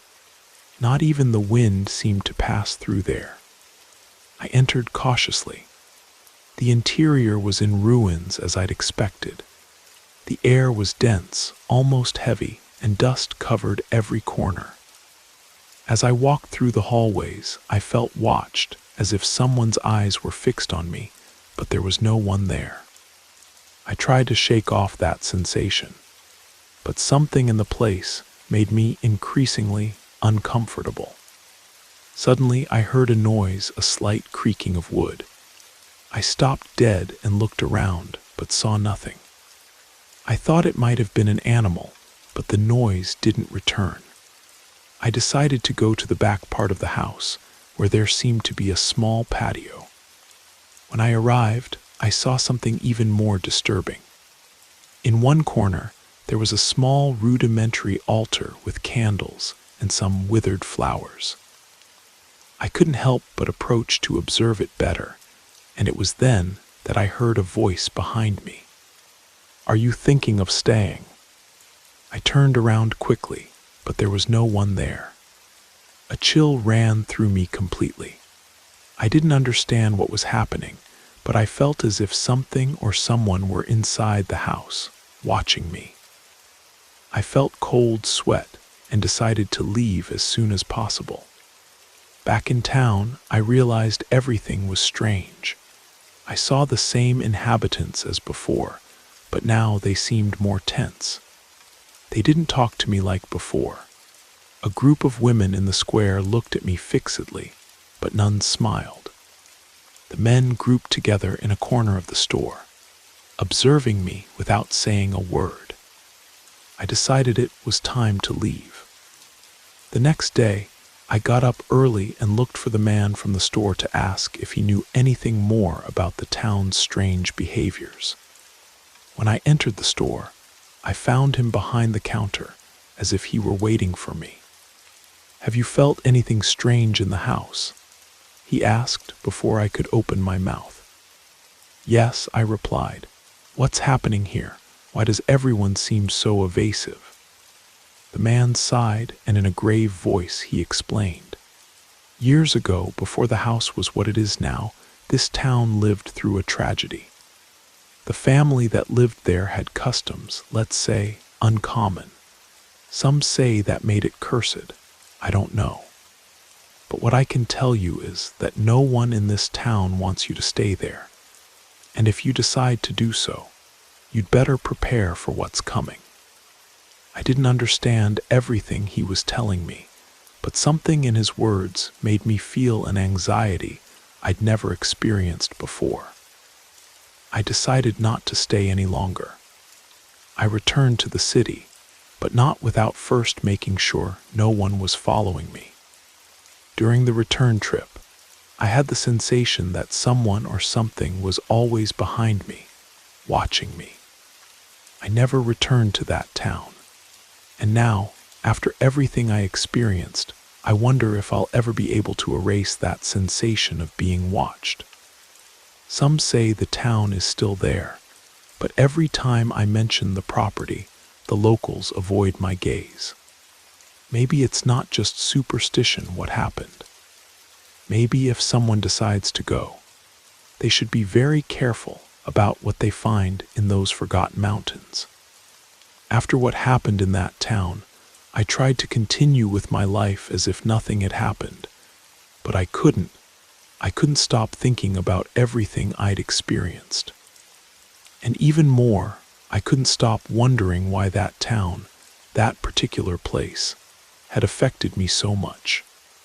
The sensation of being watched, that strange quietness that reigned in the air, and the words of the man from the store, all of that continued to haunt me.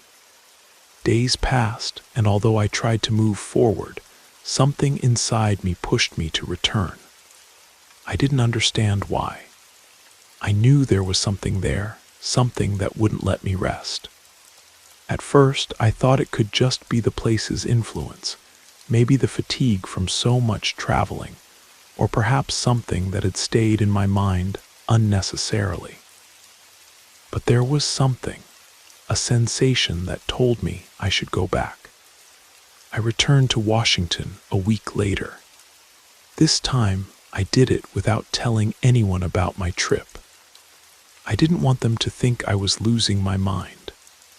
I arrived at the town with the idea of resolving everything once and for all, clarifying what was happening. I didn't plan to stay long. I just wanted to enter, see if I could talk to the locals to understand a little more about what was happening, and maybe realize if there was something real or if everything was in my head. The trip, however, was even more disturbing than the first time. As I approached the town, I realized the landscape seemed more somber. Clouds had settled over the mountains, darkening the sky, and a thick mist began to surround the road. It wasn't the area's usual weather, and that difference made me feel a weight in my chest, as if something were crossing my path, something that didn't want me to return. Upon arriving, the atmosphere was completely different. The houses seemed even more abandoned than I remembered. The town looked emptier, though this time I didn't see anyone on the streets. The silence was overwhelming, but not the same natural silence experienced in an isolated town. It was a tense silence, loaded with something I couldn't identify. I decided to go directly to the store. When I entered, the gray-haired man looked at me from the back as if he were waiting for me. He didn't say anything to me at first. He just stayed there, observing me. Something in his gaze had changed. It was no longer just distant curiosity. Now it was a mixture of fear and warning. "Why did you come back?" he asked me finally, without beating around the bush. "I have to know what's happening," I replied, trying to sound calm. But the truth is I wasn't sure of anything. "I already told you it's better not to come. No one wants you here. None of ours understands. You don't understand what happens when someone dares to return." His tone was low, almost as if he feared someone might hear us. He slowly approached the counter, looking toward the door as if he expected someone to enter at any moment. "What happens to the people here?" I asked, this time more insistently. I had to know if what they told me in the city was true, if everything was just a legend. The man sighed deeply. His eyes darkened a little. "You got into a place where you shouldn't have. Those houses, those lands, have something no one can explain, but those of us who have lived here know it. That family that lived there, they weren't like the others. They were trapped in something.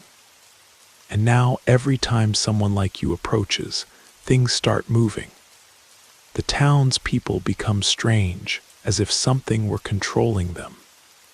No one talks about it, no one." His voice broke at the end of the sentence. I couldn't help but feel that what he was saying wasn't a normal warning. It was as if he were sharing an uncomfortable truth, something that had been hidden for generations. I asked him to explain more, but he just shook his head. "You already know everything. If you go back there, there's no turning back. Those who stay there stay in a different way. They're never the same." Without being able to get more information, I left the store aimlessly. The entire town seemed to have disappeared in the mist, and the feeling of unease only increased. I decided to return to the property, not really knowing why, but something in my interior pushed me to do so. Upon arriving, the house seemed even more somber than before. The mist had enveloped everything, and visibility was almost nil. I walked toward the entrance cautiously, but as I approached, something caught my attention. The house doors were ajar. I hadn't left them that way. I would have remembered. No one should have entered, at least not in the last few hours. Inside, everything was the same, but there was an even stronger sensation that something had been altered. The shadows in the corners seemed denser, and a slight whisper could be heard throughout the house. It wasn't a concrete sound, just a vibration that filled the air. Something in my mind tried to rationalize it, but I couldn't help but think the place was absorbing me. I decided to leave, but just before turning around, I saw a figure, a silhouette at the end of the hallway. At first, I thought it was a shadow, but when I blinked, I realized it was there, looking at me. It was a woman, but I couldn't see her features well. The only thing I distinguished was her pale face, and the way her completely dark eyes observed me. I couldn't move. The air became thick, and I felt as if my legs were turning to lead. The woman began walking toward me slowly, without making any sound. I didn't know if I was dreaming or if it was a hallucination, but my mind was completely paralyzed. When I was about to take a step back, she disappeared as if she'd never been there. I immediately ran out without thinking about anything else. I didn't go back into the house or stay to investigate more. I knew I couldn't stay there. I returned to the town, but upon arriving, the atmosphere was even heavier. The inhabitants no longer looked like before, as if they were all wrapped in tense air, waiting for something. I didn't look them in the eyes, and although they didn't say a word to me, I could feel they no longer saw me as before. My presence was no longer welcome, and for a moment, I felt the streets were closing my path, as if the entire town were keeping a dark secret. I decided to leave that same day. I couldn't stay even one more minute in that place. As I drove away, I looked in the rearview mirror and saw how the mist completely covered the town, swallowing everything. And although I tried to forget it, to move forward with my life, that sensation of something watching me, that figure in the house, follows me to this day. No one has believed me, but I know what I saw, what I felt. And although I try to rationalize it, I know not everything can be explained. Now, when I pass through that region, I avoid that town. I don't want to know what else could happen if someone else decides to stay there.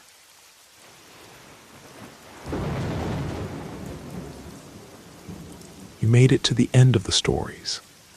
That means it's the perfect time to subscribe so you don't miss future episodes. And if you haven't already, leave a like and drop a comment. I'd love to hear your thoughts. Have a great time relaxing, and good night.